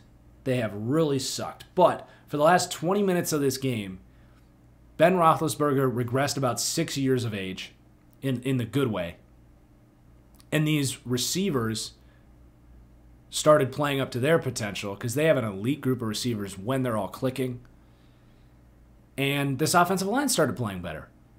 And all of a sudden, the Steelers were like, we are going to throw this thing around the yard, and there's nothing that your good, not great defense can do to stop us. Not to mention Pittsburgh defense, when they're clicking, is better than the Steelers defense. So the best version of the Steelers came out for 20 minutes of this game, and that was enough to beat a Colts team that was just themselves for 60 minutes. So even though the Steelers sucked for 40 minutes of this game, just them coming out and playing their best football for 20 minutes beat a good, not great team, if that makes sense. So that's the way I look at the Colts, is you know what you're getting. You're getting 60 minutes of 27 points of offense and good defense. And then it's just a matter of, does the other team shoot themselves in the foot, a la Green Bay, a la the first time they played Tennessee with drops and bad play from Tannehill? Does the other team shoot themselves in the foot, which allows you to sneak in with a close victory? Or do they come out and execute and you can't keep up? That's where I'm at with the Colts. And it's not a bad thing to be well coached and be steady and be good at really across the board, because you are putting the ball basically in the other team's hands and saying, beat us. But if they say, okay, we're going to beat you, you don't have that next gear to hit the ball back. So that's kind of where I'm at with the Colts. They're a good football team. I think they deserve a playoff spot, and they could beat anyone in the playoffs. They really could. And I want to see them in the playoffs. I want to see the Colts play the Chiefs. I want to see the Colts play the Steelers again. You know? I'm not trying to trash on the Colts. That's where I'm at with them. And then for the Steelers, I feel like that was a good recap of the game for them. Like, they started clicking with the last 20 minutes of this game. But I talked about this in the power rankings. I'm not, like, back in on the Steelers or whatever. Not by any stretch of the imagination. They played 40 minutes of really bad football offensively in this game to follow up 3 weeks of really bad football offensively. They're benching Ben Roethlisberger this week. I'm not going to be taking them all that seriously in the playoffs. We'll see who they end up playing because, you know, matchup-wise, they could very well win a playoff game. But they needed another week to prove that they're back. Like, you don't play 20 minutes of good football that was, like, I'm sorry, but it was assisted by a lot of penalties. For better or worse, right? But when there's a defensive pass interference, you don't necessarily know if that ball was on target. You don't know if that receiver was going to catch the ball. So whether they were good calls or not, I'm just saying that 20 minutes of aggressively pushing the ball downfield in comeback mode and it working out for you is not enough for me to say the last month of crappy offensive performance is all of a sudden fixed. And now you're going to sit out week 17? I think it's a terrible decision by Mike Tomlin, if I'm being honest. I think if you're the Steelers, you count your blessings that you beat the Colts, but you come out and you try to beat the Browns into submission. You play Big Ben, you give them your best, and you come into the playoffs with momentum. This is like, you know, back crawling into the playoffs. I don't like that move by Pittsburgh at all. Especially a team that's supposed to be so tough. Like, that's not a tough move. Just back down against the Browns for what? Big Ben gonna get hurt? If it happens, it happens. But you gotta get this offense going. If you're gonna beat the Chiefs, you're gonna beat a lot of these other AFC teams. I mean, we saw what they look against Buffalo. They couldn't hang against Buffalo. I don't know, man. All right, Giants at Baltimore. Very little to say about this game. You know, the Giants are kind of back to the drawing board. They're going to have an interesting offseason. I think they have a chance to be taken seriously next year. Daniel Jones wasn't the reason they won or lost this game. I'm still really not big on Daniel Jones. I think best case scenario, he's a Kirk Cousins, a Tannehill, where you kind of do the right things around him and he can be a decent quarterback. But the second you got to pay him a bunch of money, you're kind of handicapping your team. I'm still kind of in that boat with Daniel Jones. And to my own credit, my comp for Daniel Jones coming out was Ryan Tannehill, who I think he's like a young Tannehill right now. And then for Baltimore, I don't have much new to say here. They're hot, they're dangerous, they're getting back to what they do well, they're running the ball well, they've figured out some things on that offensive line. They're playing DJ Fluker at right tackle. They've slid Orlando Brown to left tackle. A lot of credit for him to show that versatility to come over and be capable at left tackle. So they're figuring out some things, getting hot at the right time. And the way things are slated, they're set up to potentially be playing Tennessee in a rematch of last year's wild card game. This time in Tennessee, they would maybe be the underdogs. Maybe. They might be favored. I don't know. That would be a hell of a game. I would love to see that in the wild card round. Rematch of those two teams. That's what I predicted in the preseason. But I had it the other way. I had Baltimore as the 3 seed and Tennessee as the 6 seed. So, but I did have Tennessee winning that game. I don't know. It'll be a really fun game to talk about come Monday and a fun game to watch if that's what we get. Carolina at Washington. Winning this game for Carolina actually kind of hurts them a lot. I think their draft position changed a few spots. I know they had the 4th pick. I think they had the 4th pick. But now they need to get one of these quarterbacks. Wilson, Fields, Lance. If you don't get one of those, well, and Lawrence, but they're not getting Lawrence. Then you get one of those 3 quarterbacks. And if winning this game gets them out of that race, that hurts them. I've talked about it with Carolina. I love their direction. I'm not worried about them being a solid football team for a long time, whether it's Teddy Bridgewater or whoever it is. But I think David Tepper's thinking big. He's thinking, I need to find an elite quarterback here. And if you don't get one of those 3, what's your answer? Because, yeah, you could bring Teddy Bridgewater back, but the problem with that is your team's getting better. You're going to win 8, 9, 10 games next year. Maybe you make the playoffs. But then you're screwing yourselves even more because you're even further away from a quarterback. There's 4 deep at this class of high upside quarterbacks. Get one of them. And they lost this. It hurts them. Nothing's changed as far as my stance on the future of this team. I still like the future of this organization. But if they don't get one of those 4, they got to get creative. And I think they need to do it this year. Like, I think that's their window, is get a quarterback with elite potential this year. And there's 2 names that come to my mind of trade targets. And maybe Matthew Stafford would be a third, but I'm gonna exclude him because I don't think Detroit moves Matthew Stafford. Sam Darnold would be a great spot for Sam Darnold. He could sit for a year behind Teddy Bridgewater. Hell, you can make him the 3rd string behind PJ Walker and do my put Sam Darnold in Hawaii for a year plan and just forget everything he learned for the Jets. That's a plan. The other name is Jordan Love. And I don't think this would happen. I don't think Green Bay has any interest in moving on from Jordan Love, but they didn't think Aaron Rodgers was going to win MVP after they drafted Jordan Love. They thought Aaron Rodgers was on decline. He had shown decline for 2 years in a row. They thought that was going to continue. And all of a sudden it went, okay, Rodgers is declining. Oh, he's actually having quite possibly his best season. And the way he's doing it is he's playing in rhythm. He is in sync with Matt LaFleur. He's doing things that are sustainable. It's not like when he won MVP in the past where he had to make all these crazy plays. He had to dance around, extend plays, make crazy throws. He's doing it up here first. He's doing, Tom Brady, Peyton Manning stuff. And that's sustainable, right?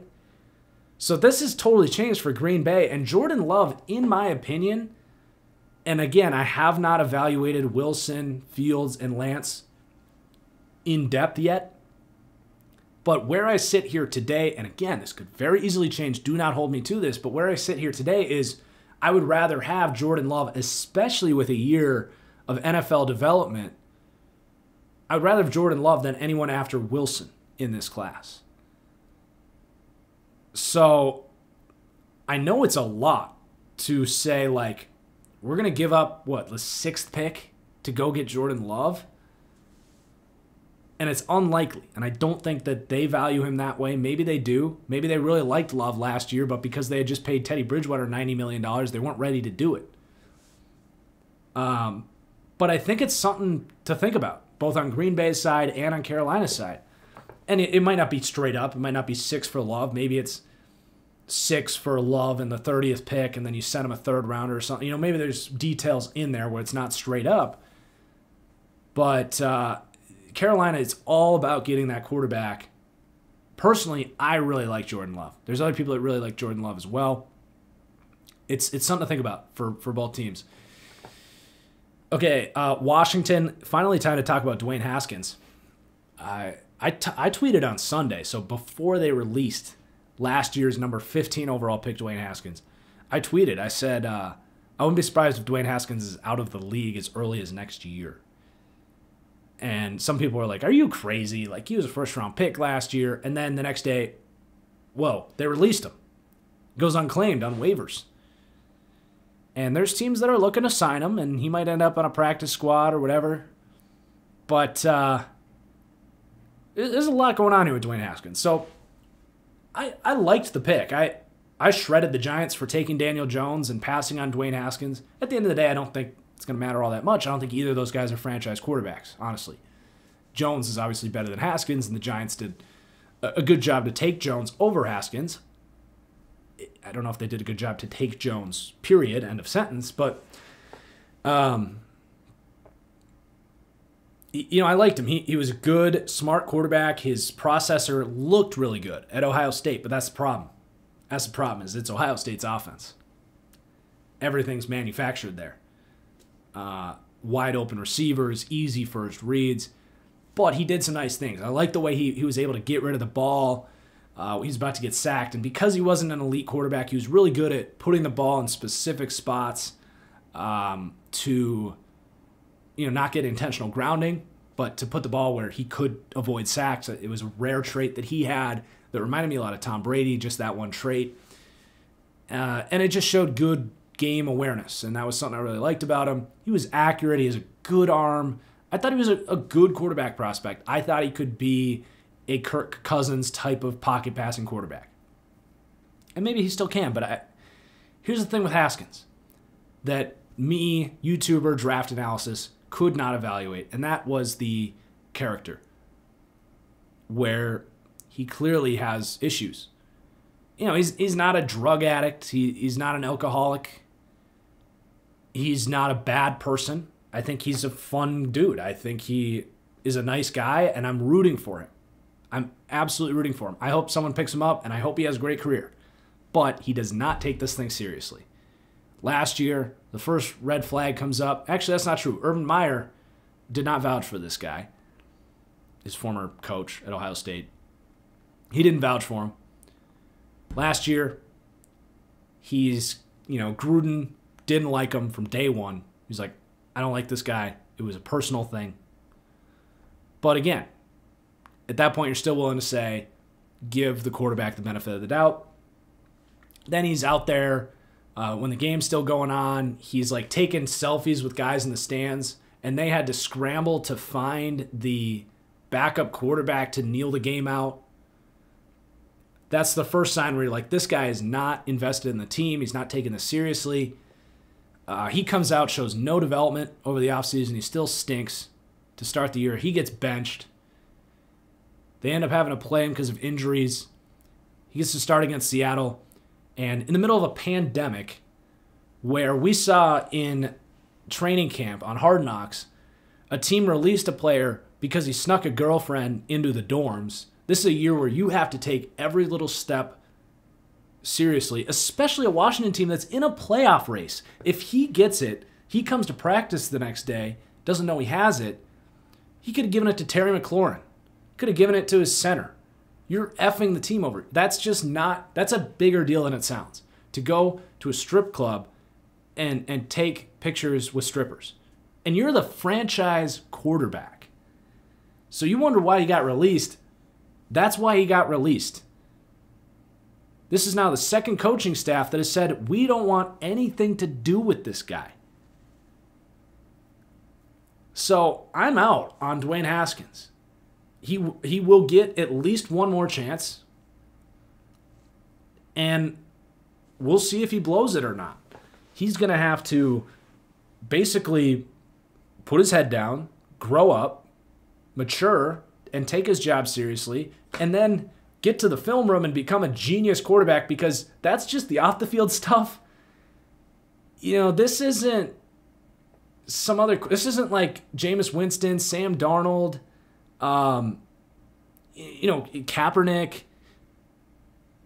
There's a long list of quarterbacks that kind of have stuff happen, whatever it is, but they keep getting opportunities because the athletic traits are there. Either they're really mobile, or they have a cannon arm, or they have had moments of brilliance.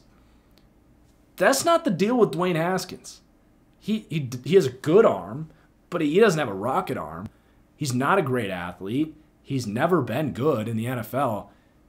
So even if all of the things go right off the field, which look like a minuscule chance, there's maybe even a smaller chance that he becomes a good quarterback.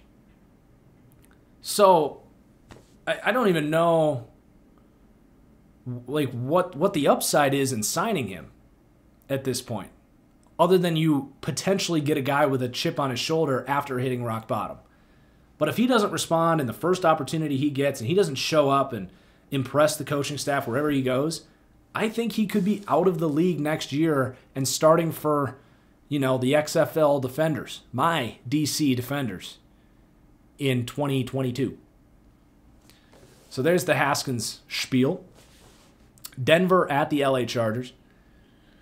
I'm actually going to take a quick break here before we get into this game, and we'll be right back.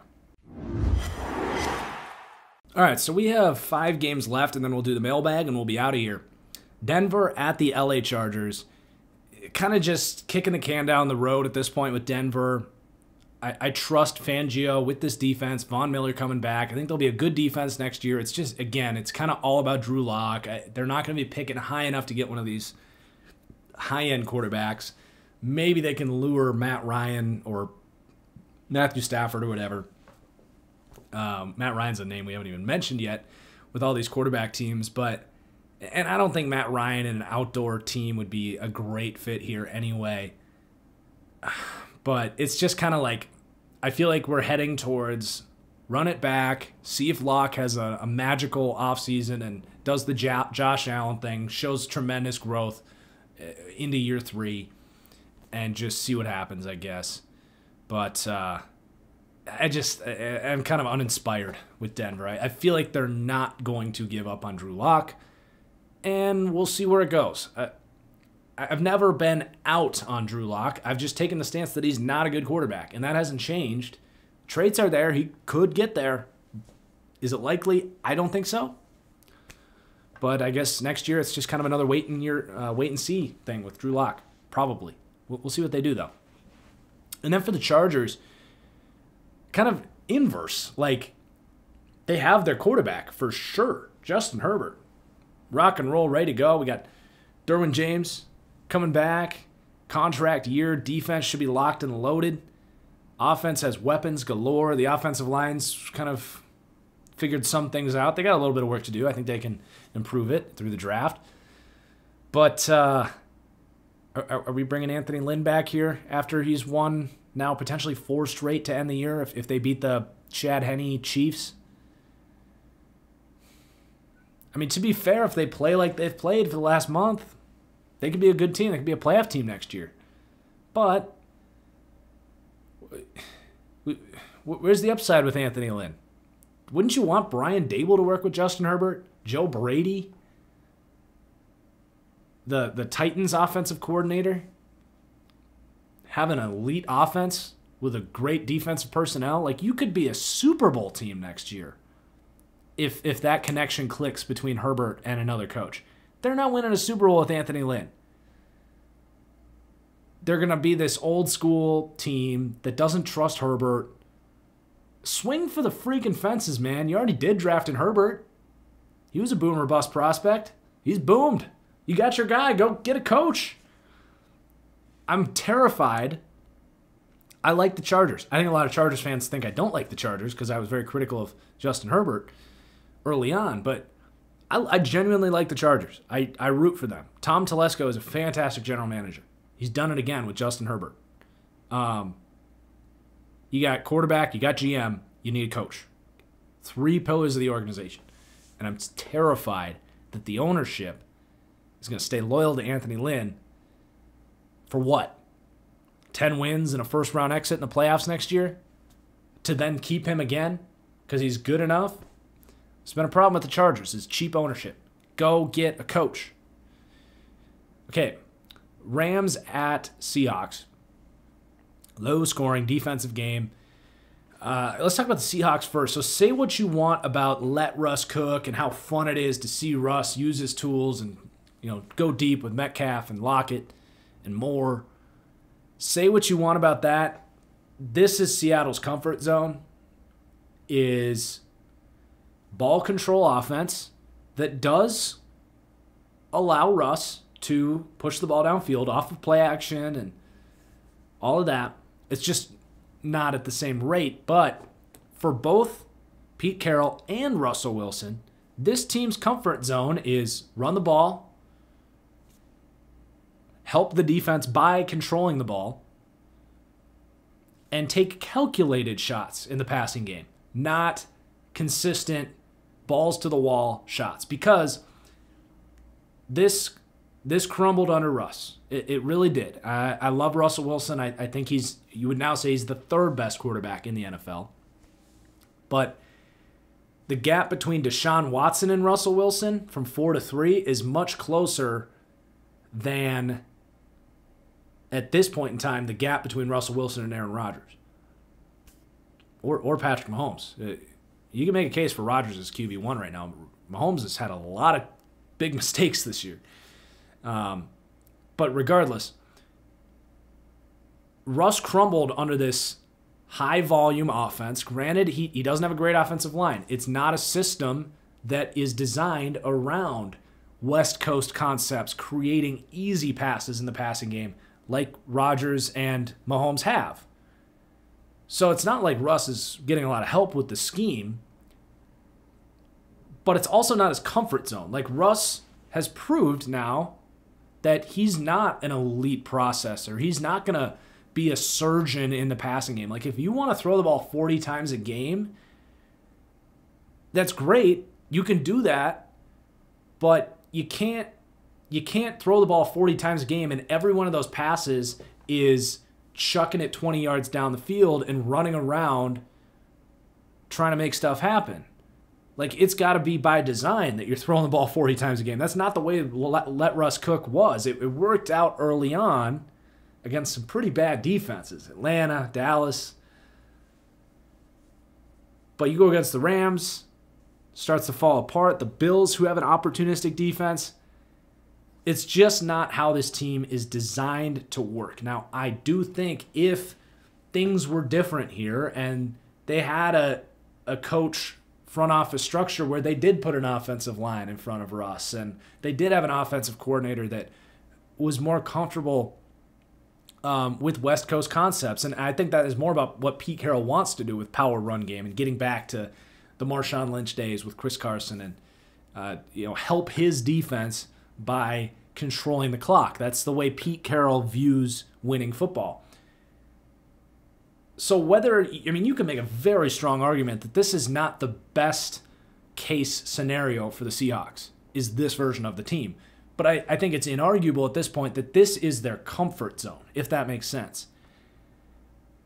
I think they tried out the Let Russ Cook thing, but it wasn't a perfect fit for the rest of the team. I don't even put it on Russell Wilson. I think Russell in a different spot would be still in that top 3 grouping with Rodgers and Mahomes. But right now, he's kind of, I think he's still an elite quarterback. I'm not trying to say that, but he's distanced himself from that top quarterback conversation.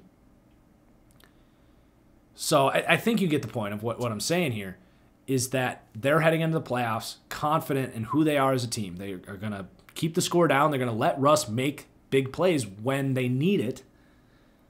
But it's going to help their defense because their defense has figured things out, just as I said they would. And they're just a much different team now than they were in the Let Russ Cook era. And they're kind of under the radar. Like, I think that they're comfortable with who they are right now. For better or worse. I think they're a higher floor team and a lower ceiling team with the version they are right now. They're basically the same team they were last year, who almost went to the NFC Championship.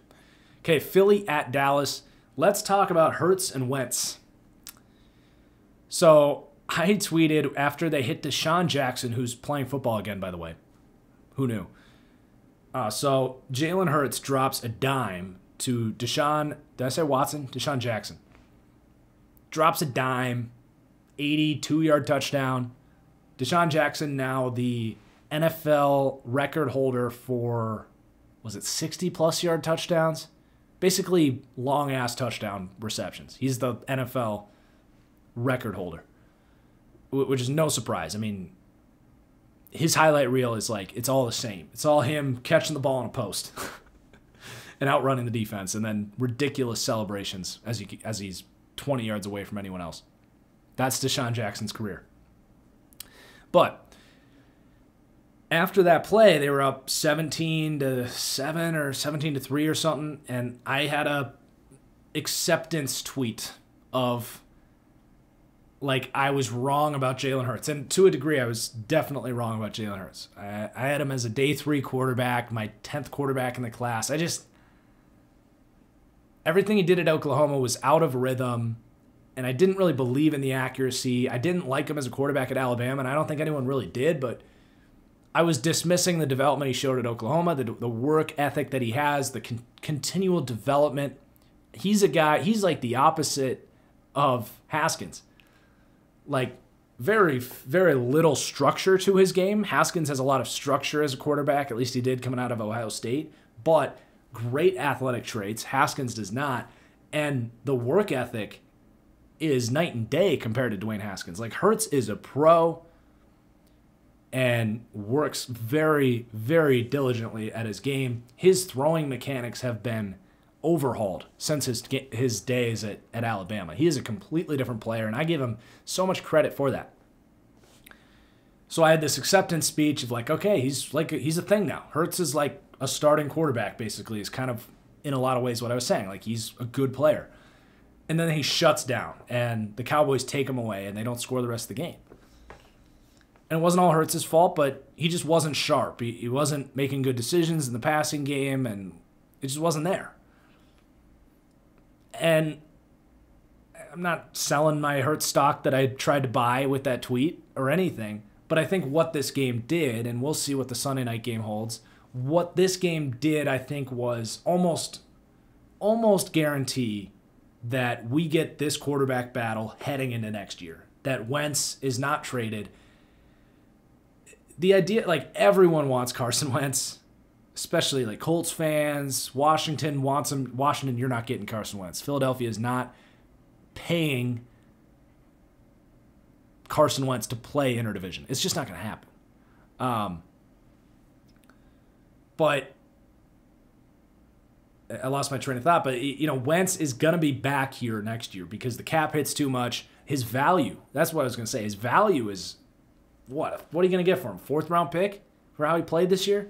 What's the point of doing that? You have to eat his cap, and then you go and draft a backup tight end? Like, there's no point in trading Wentz other than he wants out. Well, hold your ground, Philly. Let him compete.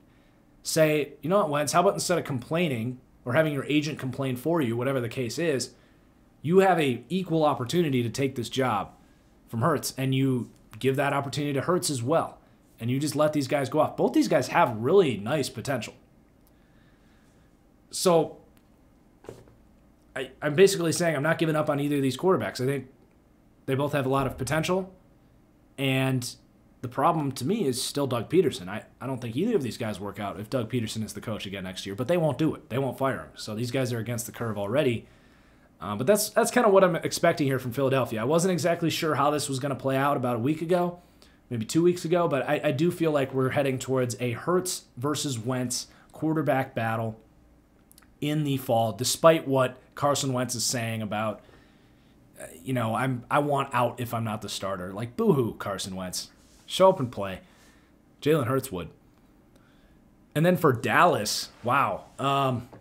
This is what I thought, maybe not this necessarily, but this version of the offense stylistically is what I expected when Dak went down. I underrated McCarthy's inability to trust another quarterback, and I underrated, I think, the chemistry between Dak and these receivers and kind of the confidence he had between the play caller, the quarterback, and the receivers to kind of basically do what I've been saying this offense does, and that's just 5-step drop, scheme a guy open, or just, good route concepts, not even scheming a guy open because these receivers are just elite. This is the best receiving core in the NFL behind maybe Tampa Bay now that they have Antonio Brown. But just 5-step drop and fire. Play with confidence. That's what makes Dak so great. Reads a defense, drops back, has a good play call, and he fires and he lets these receivers make plays. And I thought that would be there with Dalton earlier on, and it just wasn't. But in this game, and I've never said Dalton would be better than Dak. Dalton had a bad interception this game, underthrown a deep ball. That's never been the case, but my point has kind of been is with this version of Dalton, which I don't want to overreact. I mean, Brandon Allen came out and threw for 400 yards and 5 touchdowns this week, so I'm not going to overreact. I'm not going to say that this is sustainable or that they should bring Dalton back and let Dak go. But this was the first step towards that, I think, because, for one, their offensive line is also falling apart here. I don't think Dak would have been the same Dak Prescott after this offensive line fell apart. By the way, I think people forget about the fact that they're basically playing all backups, and Tyron Smith, Zach Martin, and a let's just say Pro Bowl caliber right tackle and Lyle Collins is out. They're rolling out like practice squatters on this offensive line all year since Dak got hurt. And even when Dak was in there at times, Martin was still in there and Smith was playing injured, but it's even worse now than it was with Dak. But what I'm getting at here is, let's say Dallas does this again against the Giants. And then let's say in a playoff game against Tampa Bay, Andy Dalton comes out, throws for 300 yards, they move the ball and look serviceable on offense. I do think the Dak conversation gets interesting, because Dak Prescott's going to need to get paid $40 million. And it's not that he's not worth that. I think he's closer to a $25 million player. I think he's in the Jimmy Garoppolo kind of pay range. I'm just much lower on Dak in general because I see this. This is when Dak is great, is 5-step drop and fire. I think a lot of quarterbacks can do that, and not every quarterback. And there's a lot of quarterbacks like Andy Dalton that are really cheap that can do it well, but not as consistently as Dak. We're pretty far away from me having the take that this team should let Dak go. I'm not there yet. I need to see it again for sure, at least another week, if not 2 more. I would love to see it in a playoff game. But now that Dalton is in a rhythm, and keep in mind, in a world where they let Dak go, if they just let him go, they're getting a third-round comp pick. They're clearing up $40 million in caps. Let's call it $30 million in cap space because you probably paid Dalton about $12 million. You could use that $30 million. You get your offensive line back. You keep these receivers. You could use that $30 million on, and by the way, the young guards here have developed. So you're getting an elite offensive line, the best receiving core in the NFL. And then let's say they use that $30 million and they pay, let's say they pay Henry, the tight end, out of LA. And hell, you could cut Zeke. I don't know what Zeke's cap hit is, but you could cut Zeke, improve the running back, although Zeke had a good game this week, so I'll back off of that for a little bit. But you could clear up $50 million. If you let Zeke go, I'm sure you'd clear up at least $8 million in cap space there and just play Tony Pollard. So you bring back Andy Dalton, who's now comfortable with this scheme, with an elite offensive line, an elite receiving core. You could pay Hunter Henry and make this an unbelievable team. You would improve your run blocking. And then you don't have to lose Chidobe Awuzie. You can pay Awuzie $8 million or whatever. And you can pay some of these free agents. You can pay Aldon Smith to stick around, or you pay a corner like Jason Verrett and a free safety like maybe you sign Marcus May for the Jets. Like, you could have a better defense, so you have a capable defense that isn't bottom 10 in the league. You have Andy Dalton, comfortable in this offense, a team that has bought into him that will allow him to play with confidence, because it's very clear that early on they weren't doing that. They were running the ball on first and second down with Zeke into a terrible offensive line constantly. Well, this version of the offense is very functional. So again, we need to see this more sustainable with Andy Dalton. And it doesn't, keep in mind, it doesn't necessarily have to be Andy Dalton. It could be Jimmy Garoppolo.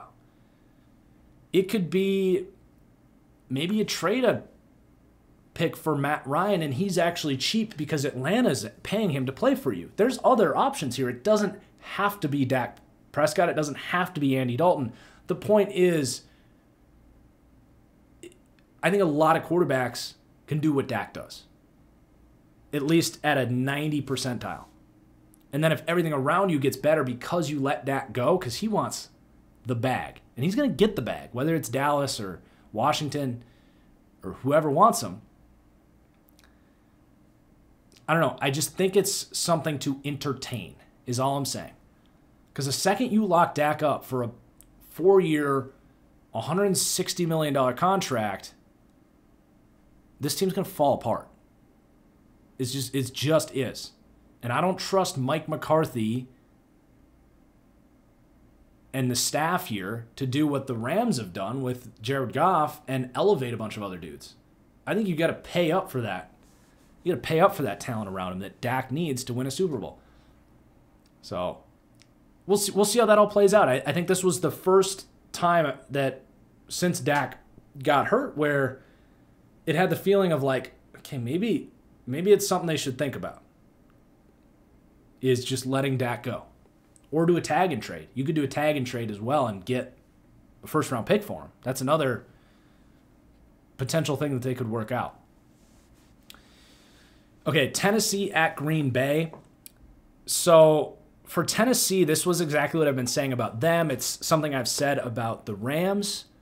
I think it holds true for the Vikings. I think a lot of times it even holds true for the Green Bay Packers and the 49ers, as we saw in some games last year. All of these teams run the Kubiak-Shanahan offense. And the thing is, when they practice the same stuff over and over and over again, it's outside zone and play action that looks like outside zone. And then all these teams do little different tweaks and, gimmicks and stuff within their scheme that sets them apart slightly. But at the end of the day, all of these teams, and I kind of take the Packers out of it because they have Aaron Rodgers, and LaFleur has gotten away from that a little bit with a more traditional passing game because he has Aaron Rodgers and he realizes that he would be hamstringing his offense if he did what Tennessee does, or San Francisco, or Minnesota, where they are just stubborn to a T to this offense. The principles are there with Green Bay here, and it's proper to talk about them because it's this game. But the thing with this offense, especially when you have a Tannehill, a Goff, a Cousins, a Garoppolo, is when things are in your game script, when you can control the ball and run the ball whenever you want with outside zone and pick your spots with play action and scheme everything up and control the game, it's lethal. We've seen it, 66% of their games for Tennessee. When they can control the game with Derrick Henry and all these linebackers start creeping up because you have to, and then all of a sudden you're hitting A.J. Brown wide open on a crossing route and you can't tackle him, this offense is incredibly difficult to stop. But if you get up early on them, or you take away what they do well, which Green Bay, to their credit, did. They took away Derrick Henry early on in this game, and they forced Tennessee off of their game plan. You are then left with Tannehill running a bunch of passing concepts that they haven't practiced a lot of because they're uncomfortable doing those things. And just in general, you're left with Tannehill on 3rd and 6 having to make a play, and he's not very good at that. You scheme up play action. He knows before the snap that these linebackers are going to come down, and all he has to do is step into a fake play action, boot out, and just fire it to A.J. Brown, who's wide open on a crossing route. All day for Ryan Tannehill, Kirk Cousins, Jimmy Garoppolo, Jared Goff. That's not there.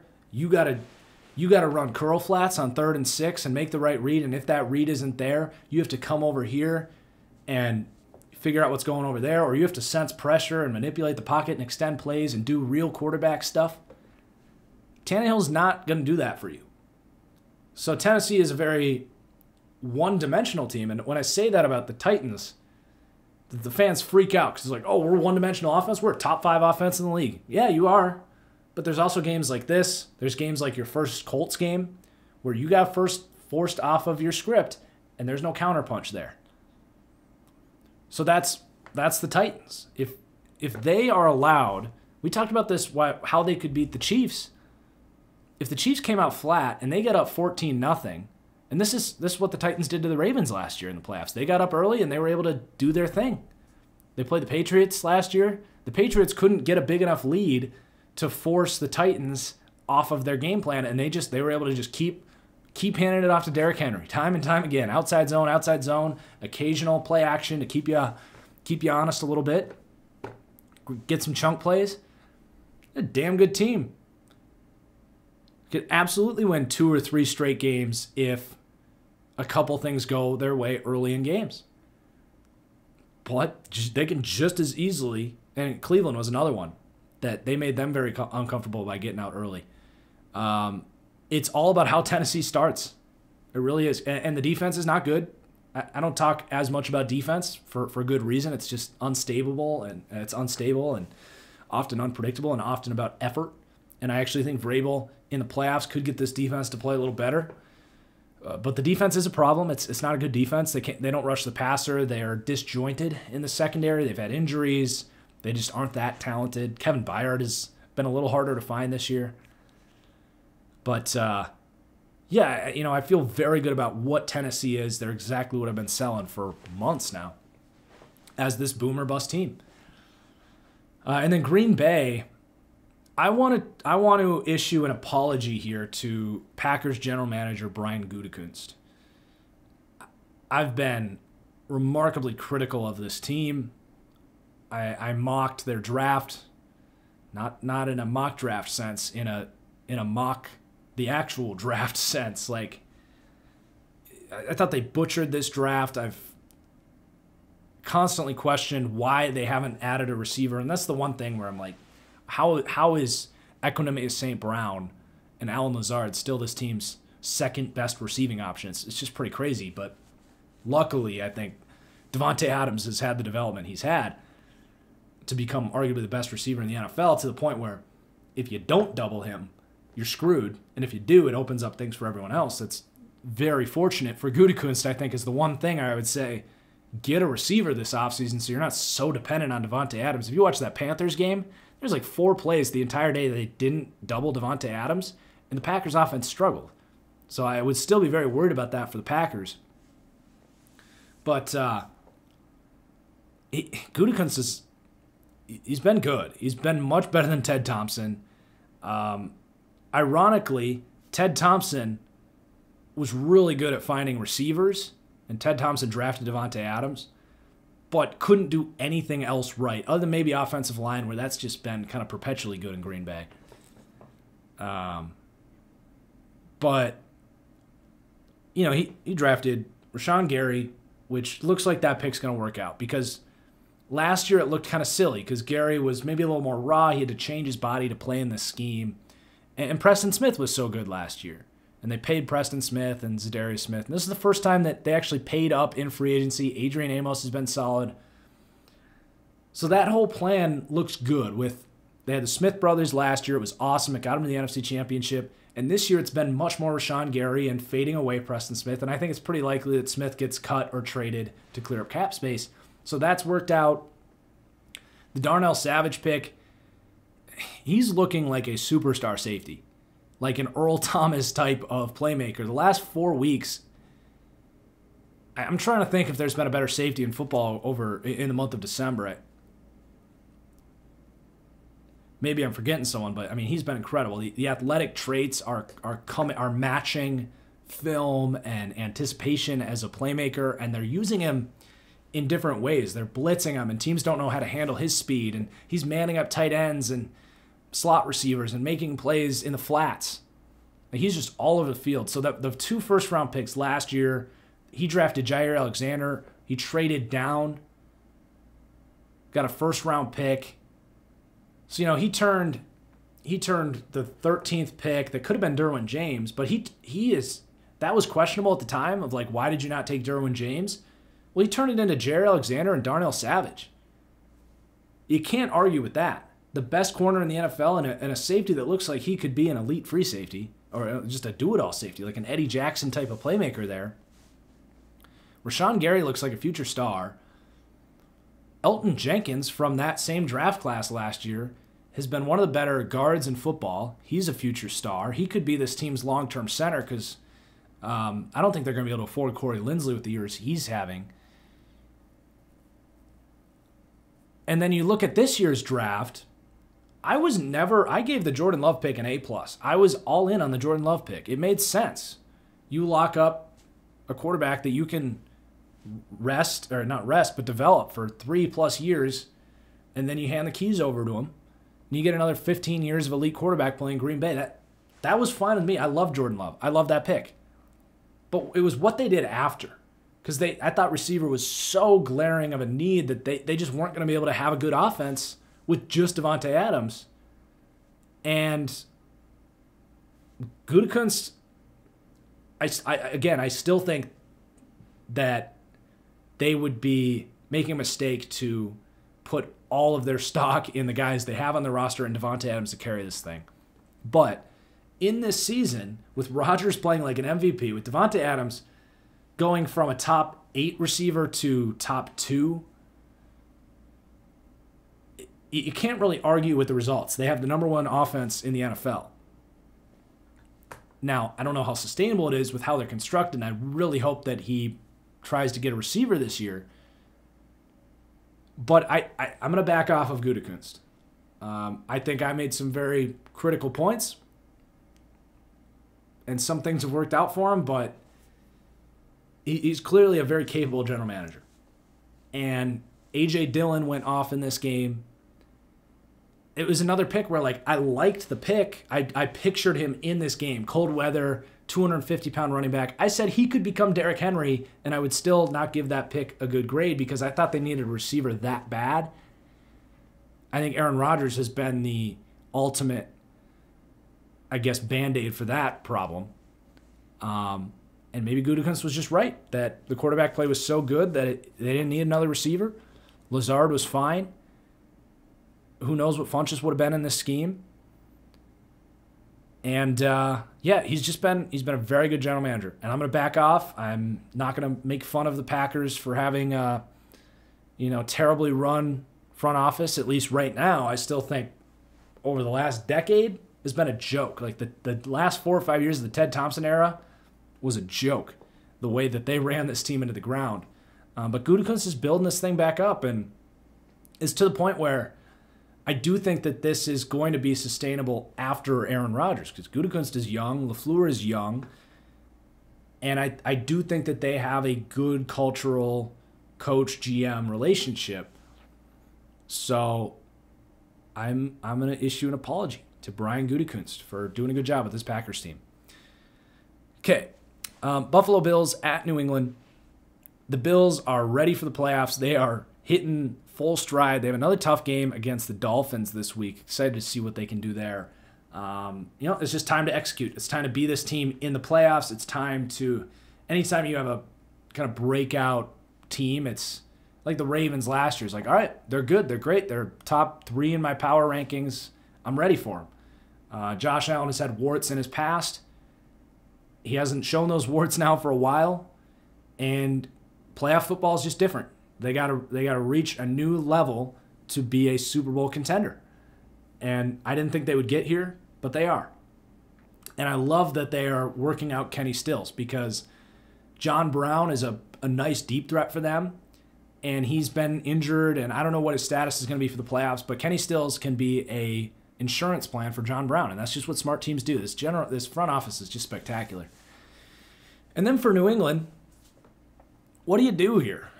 They're going to finish about 2 games under 500. They're going to have a top probably 12 pick. And unless they can get Trey Lance, which is possible, but probably unlikely, and I really like the Trey Lance landing spot. Maybe we even sit him behind Cam Newton for a year and kind of invest in this almost, in a lot of ways, old school offense where they're very lenient on the run game, but it's with modern principles, with read options and stuff. But Trey Lance as a predecessor to Cam Newton makes a ton of sense, especially if they can put some receivers here to open up the passing game for Cam Newton. Like, I've been very hard on Cam Newton. I predicted this season for the Patriots. People were like, oh, you got to bet on the Patriots to win the Super Bowl. Cam Newton's going to be back to his MVP form. How did he go unsigned? And I'm sitting here like, yeah, you can't throw the football more than 15 yards down the field. He hasn't been able to do that for 2 years. Like, open your eyes, people. He's not a great quarterback anymore. He does some things well. I never denied that he's smart with the football. He's a really, really good work. Like, his work ethic is unparalleled. When Tom Brady left the building, they were getting that same role model, that same work ethic guy. And they respect that. They do. He's efficient in the short passing game, but he's so limited as a vertical passer, and you're not giving him any weapons. It's this perfect storm. So, like, I'm super hard on Cam Newton, but I can recognize that, like, he might be back next year. He's not a terrible quarterback. He just isn't what people thought he was. And I like pointing out that I was right about that. But it's just so hard to know what to do. And if you move on from Cam Newton, which all it takes is just letting him walk, I think this is the best home for Cam Newton. Certainly, I don't know if Cam Newton is the best for them. I would definitely entertain Jimmy Garoppolo if you could, because there's receivers available in free agency. They have a ton of cap space, and they're going to have a top pick. So maybe you get Devontae Smith and you sign, I don't know, D.D. Westbrook and A.J. Green. I don't know. I'm just throwing names out there. There's names available. So you have, like, bodies here, right? Say you do that, and then say, I just don't know if the Niners move on from Jimmy Garoppolo, but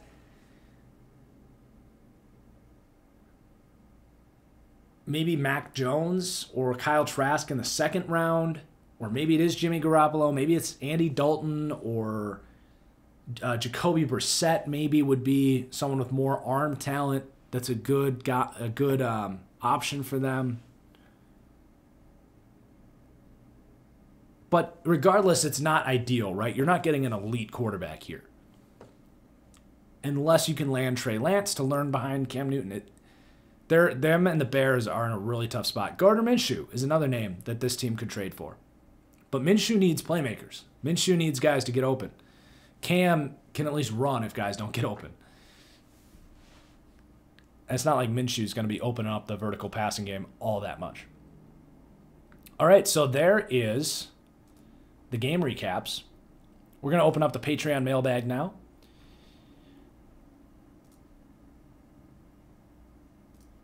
All right, from Matthew Morin. Talk me down from wanting the Cowboys to draft Trey Lance. Think he's more physically talented than Dak. Despite his coaching struggles, McCarthy does have a track record of developing QBs and may help him develop a processor that the half-field reads truncated at NDSU. Yeah, I don't hate that. It's just a matter of if they could get him. I personally do think Dallas is in the playoffs, and you can kiss Trey Lance goodbye there. So you might very quickly on Sunday learn that you're not getting Trey Lance if they win and the Washingtons lose. But yeah, that is another option. We just went down this path with I'm not going to talk you out of this, Matthew Morin, because I think if you could get Trey Lance, I mean, that could I agree as a higher upside than Dak, but he's cheaper too. We just talked about all the contract stuff. So maybe you bring Dalton back on a 2-year, $27 million contract. I think Dalton would happily take that with what his free agent options were 4 months ago. You get Dalton back, 2 years, 13 a year. You let Dak go, you get a third-round pick for Dak. Or hell, think about this. Maybe you trade Dak, you do a tag and trade with Dak, and you send your first-round pick or second-round pick to move up and get Trey Lance if you're a playoff team. I don't know. There's options there. I can't talk you off of this because I agree. I think Trey Lance there with those receivers, there's a lot of upside there. And you're paying him nothing. So sorry, I'm not gonna talk you out of that. I'm gonna talk you into it. I like that. I like that fit. All right. From Dino Skylark. What a name. Is that your real name, Dino? I'm jealous. With the Jets officially ruining their tank, do you think they hang on to Darnold or take the number 2 QB in the draft? Love your content. Keep up the great work. Thank you, Dino. So strictly what I think they do, I think they draft Zach Wilson. So there you go. I don't know necessarily what I want them to do, but that's what I think they do as we sit here today. We'll have lots of conversation around that number 2 pick in our mock drafts and stuff for sure. From Quentin, I don't know if you answered this before, but how do you watch film of NCAA players? Is there a website you use? I get most of my film from the YouTube cut-ups, and then I'm lucky enough as a PFF employee to have a database of film there. But yeah, I mean, historically, you're able to get pretty much everything you need from YouTube. The deeper you go, if you start looking at, the 38th receiver in the draft out of Liberty, like you might have a hard time finding tape on that guy. But yeah, I just watched the broadcast. I wish there was a way to get all 22 film for college, and there isn't. But you're able to get, it makes it hard on like cornerbacks for sure. But you're able to see pretty much everything you need to on YouTube. From Nicholas Craig, with the Jaguars getting Lawrence and having 11 total draft picks to build around, are the Jags a playoff team next year? Oh man, that defense is so bad. They're in the conversation. Very similar to Andrew Luck taking over for the Colts and made them a 10-11 win team right away. I think Lawrence is that same type of dude. And they have talent on offense, but I would be worried about them being Raiders-esque and having such a bad defense. But they are going to be in the mix for the playoffs. The AFC is tough, though. The AFC is tough, and they're in a good division, too. Titans, Texans, and Colts, like that's not easy. From Jacob Dottery, with Miami now potentially having the number 4 pick, would you go O-line, receiver, or trade down for something else? It seems that this team could be legit if they can get more talent on offense.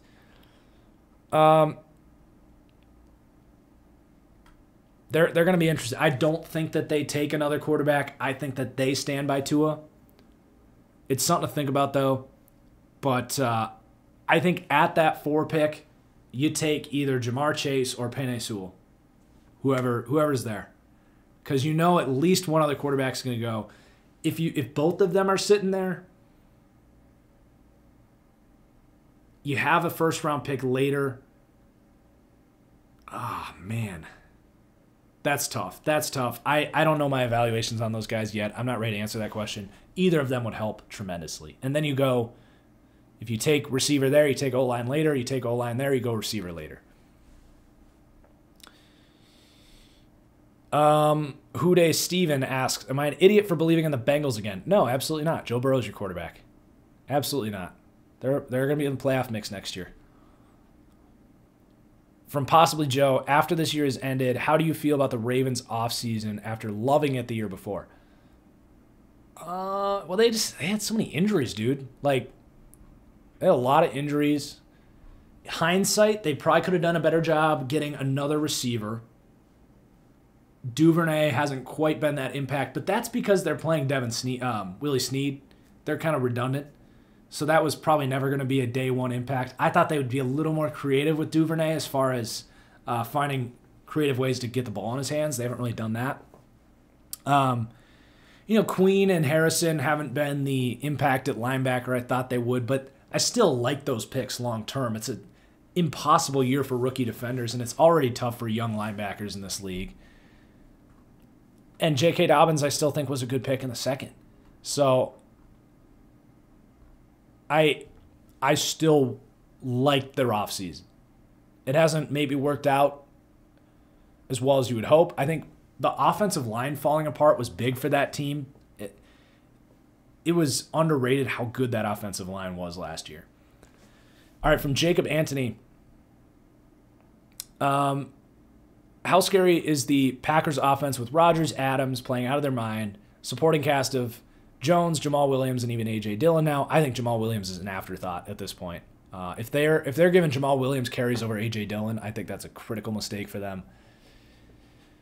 Then you have Tanyan, MVS, Lazard, St. Brown is playing a little well, and then they have a speedster in Tavon Austin. I think Green Bay is playing the best offense in the NFL right now, even though on paper they shouldn't. My only thing with Green Bay is that Panthers game. The Panthers came with a good game plan. Credit Matt Rule. He said he did the Belichick thing. We're not going to let Devontae Adams beat you. We're going to double team Devontae Adams every play and force other people to beat you. And I still think that you're an MVS drop away on 3rd and 6. Or St. Brown not running the comeback. Aaron Rodgers is expecting the comeback, throws it, and it gets picked. Their run game is great. If you're going to double Adams and then they run the ball well, it is going to make it hard, but I still think that you need to have someone else that is going to consistently win one-on-ones, and they don't have that.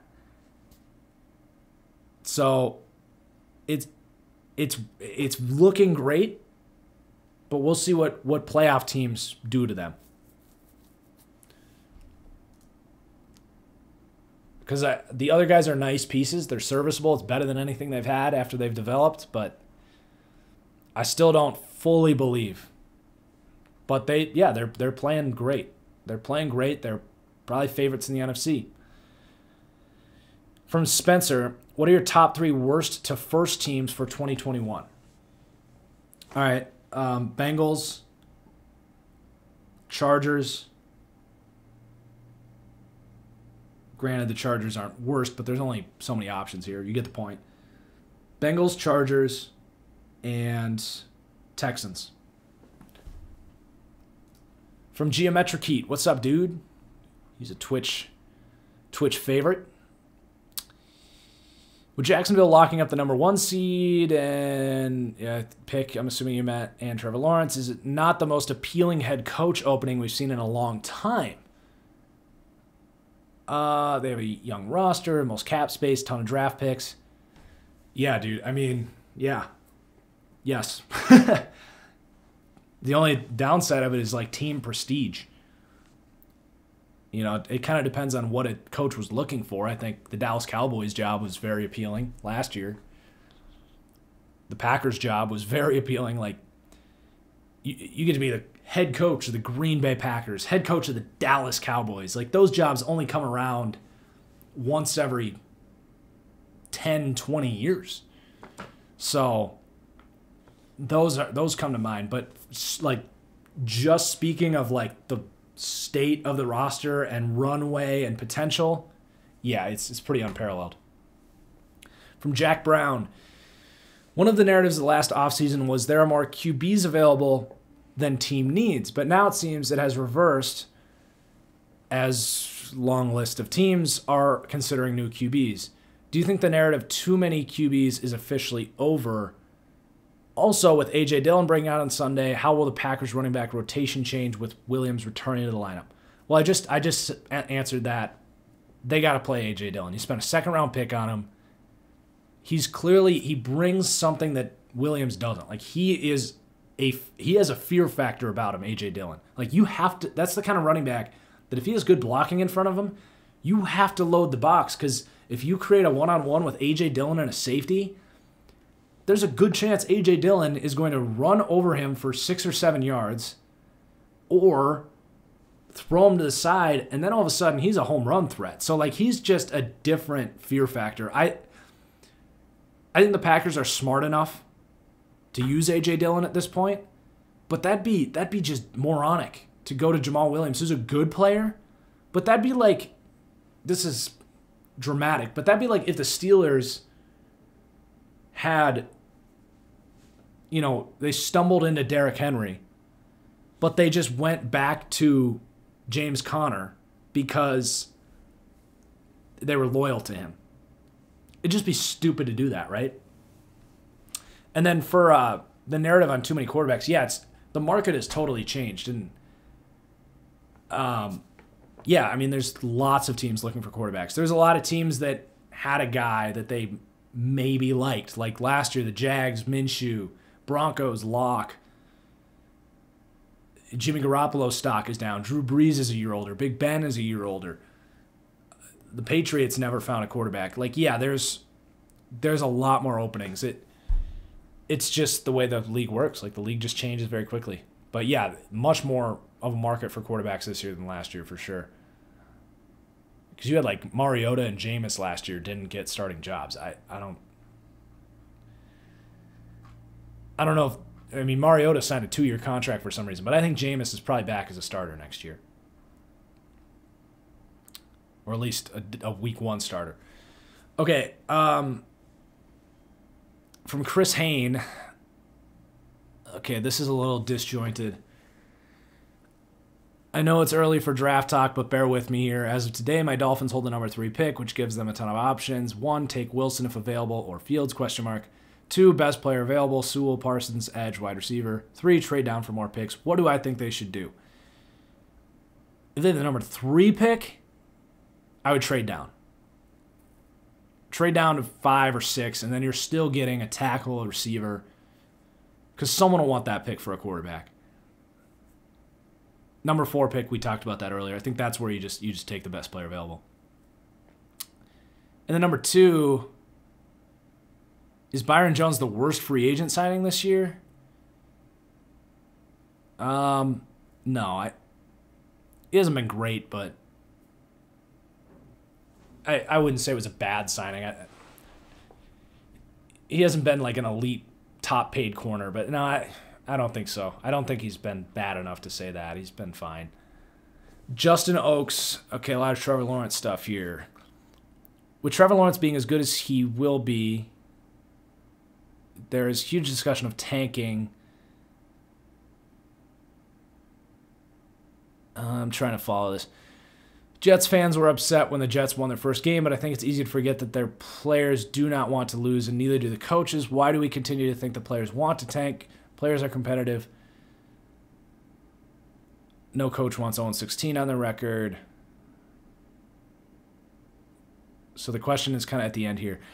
Why do people refuse to acknowledge the fact that no player willingly wants to lose?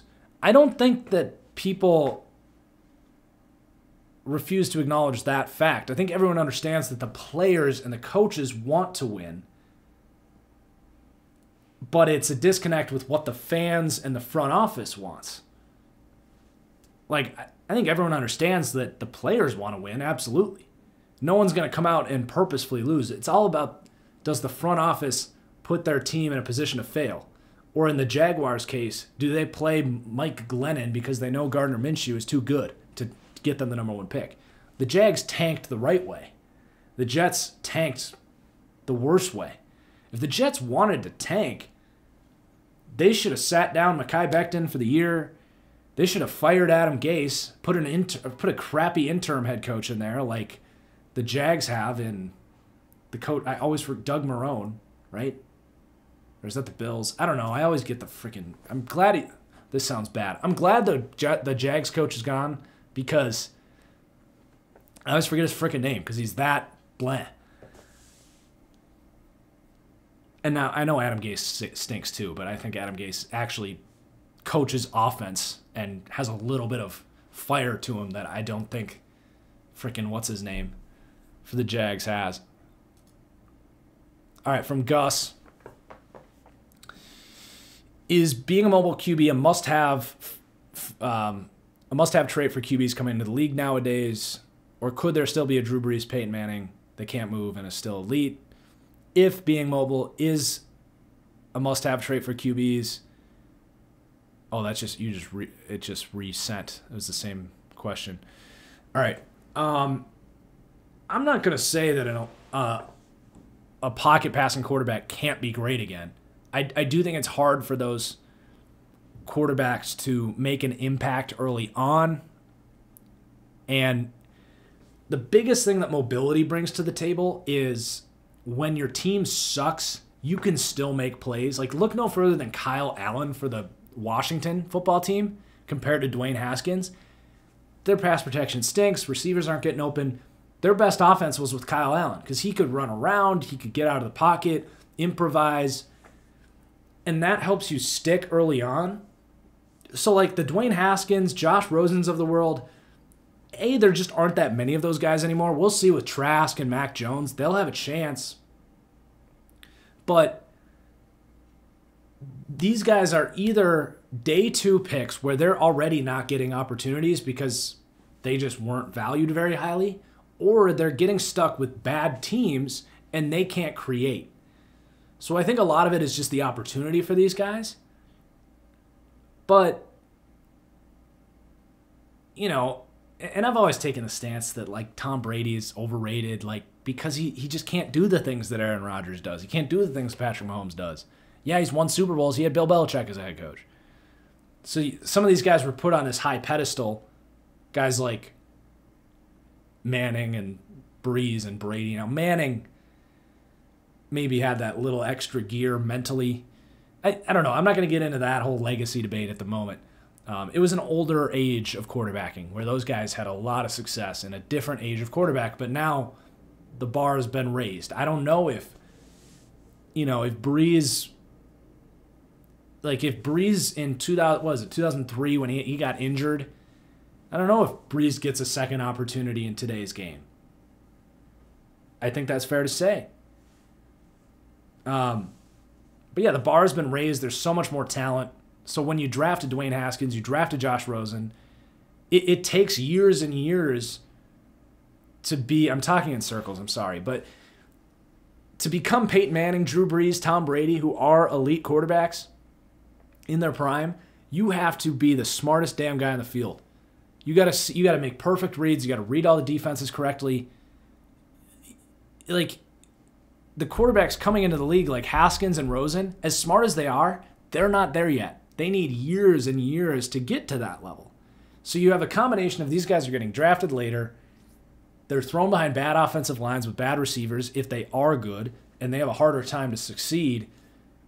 And they just need more time. So I kind of talked all that out in live form here, but that's kind of my answer. It's not that they can't work in the modern game. It's just teams are impatient. There's more options available. Why sit around and wait for Josh Rosen to figure things out when you can go take Kyler Murray?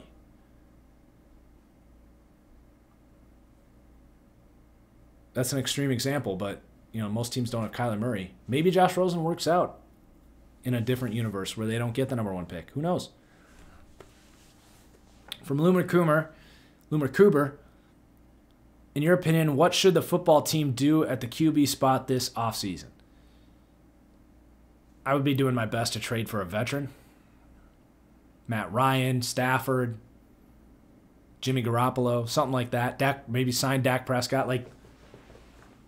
That's kind of where I'm at with them because they're not in a great position draft-wise. But if they could get a quarterback, they're in a good position. But that'd be my plan number one, is not get a young rookie. I don't think a young rookie is going to step in and have a lot of success. But I do think a veteran could. From Connor Lee, what's your thoughts on Brandon Staley's Rams defense? A first-team DC has his defense third in points per game, second in DVOA, and first in EPA per play. I think it's very smart that he allows light boxes and lets teams run on him to avoid bigger pass plays.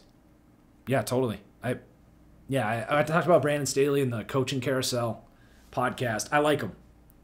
He's got a great modern plan of attack. He's like a smart Mike Pettin, the light boxes thing. I'm impressed. He's gotten guys to elevate their play. Guys like Darius Williams and not John Franklin Myers. He used to be on the Rams. They have another, Sebastian Joseph Day. He's playing great run defense.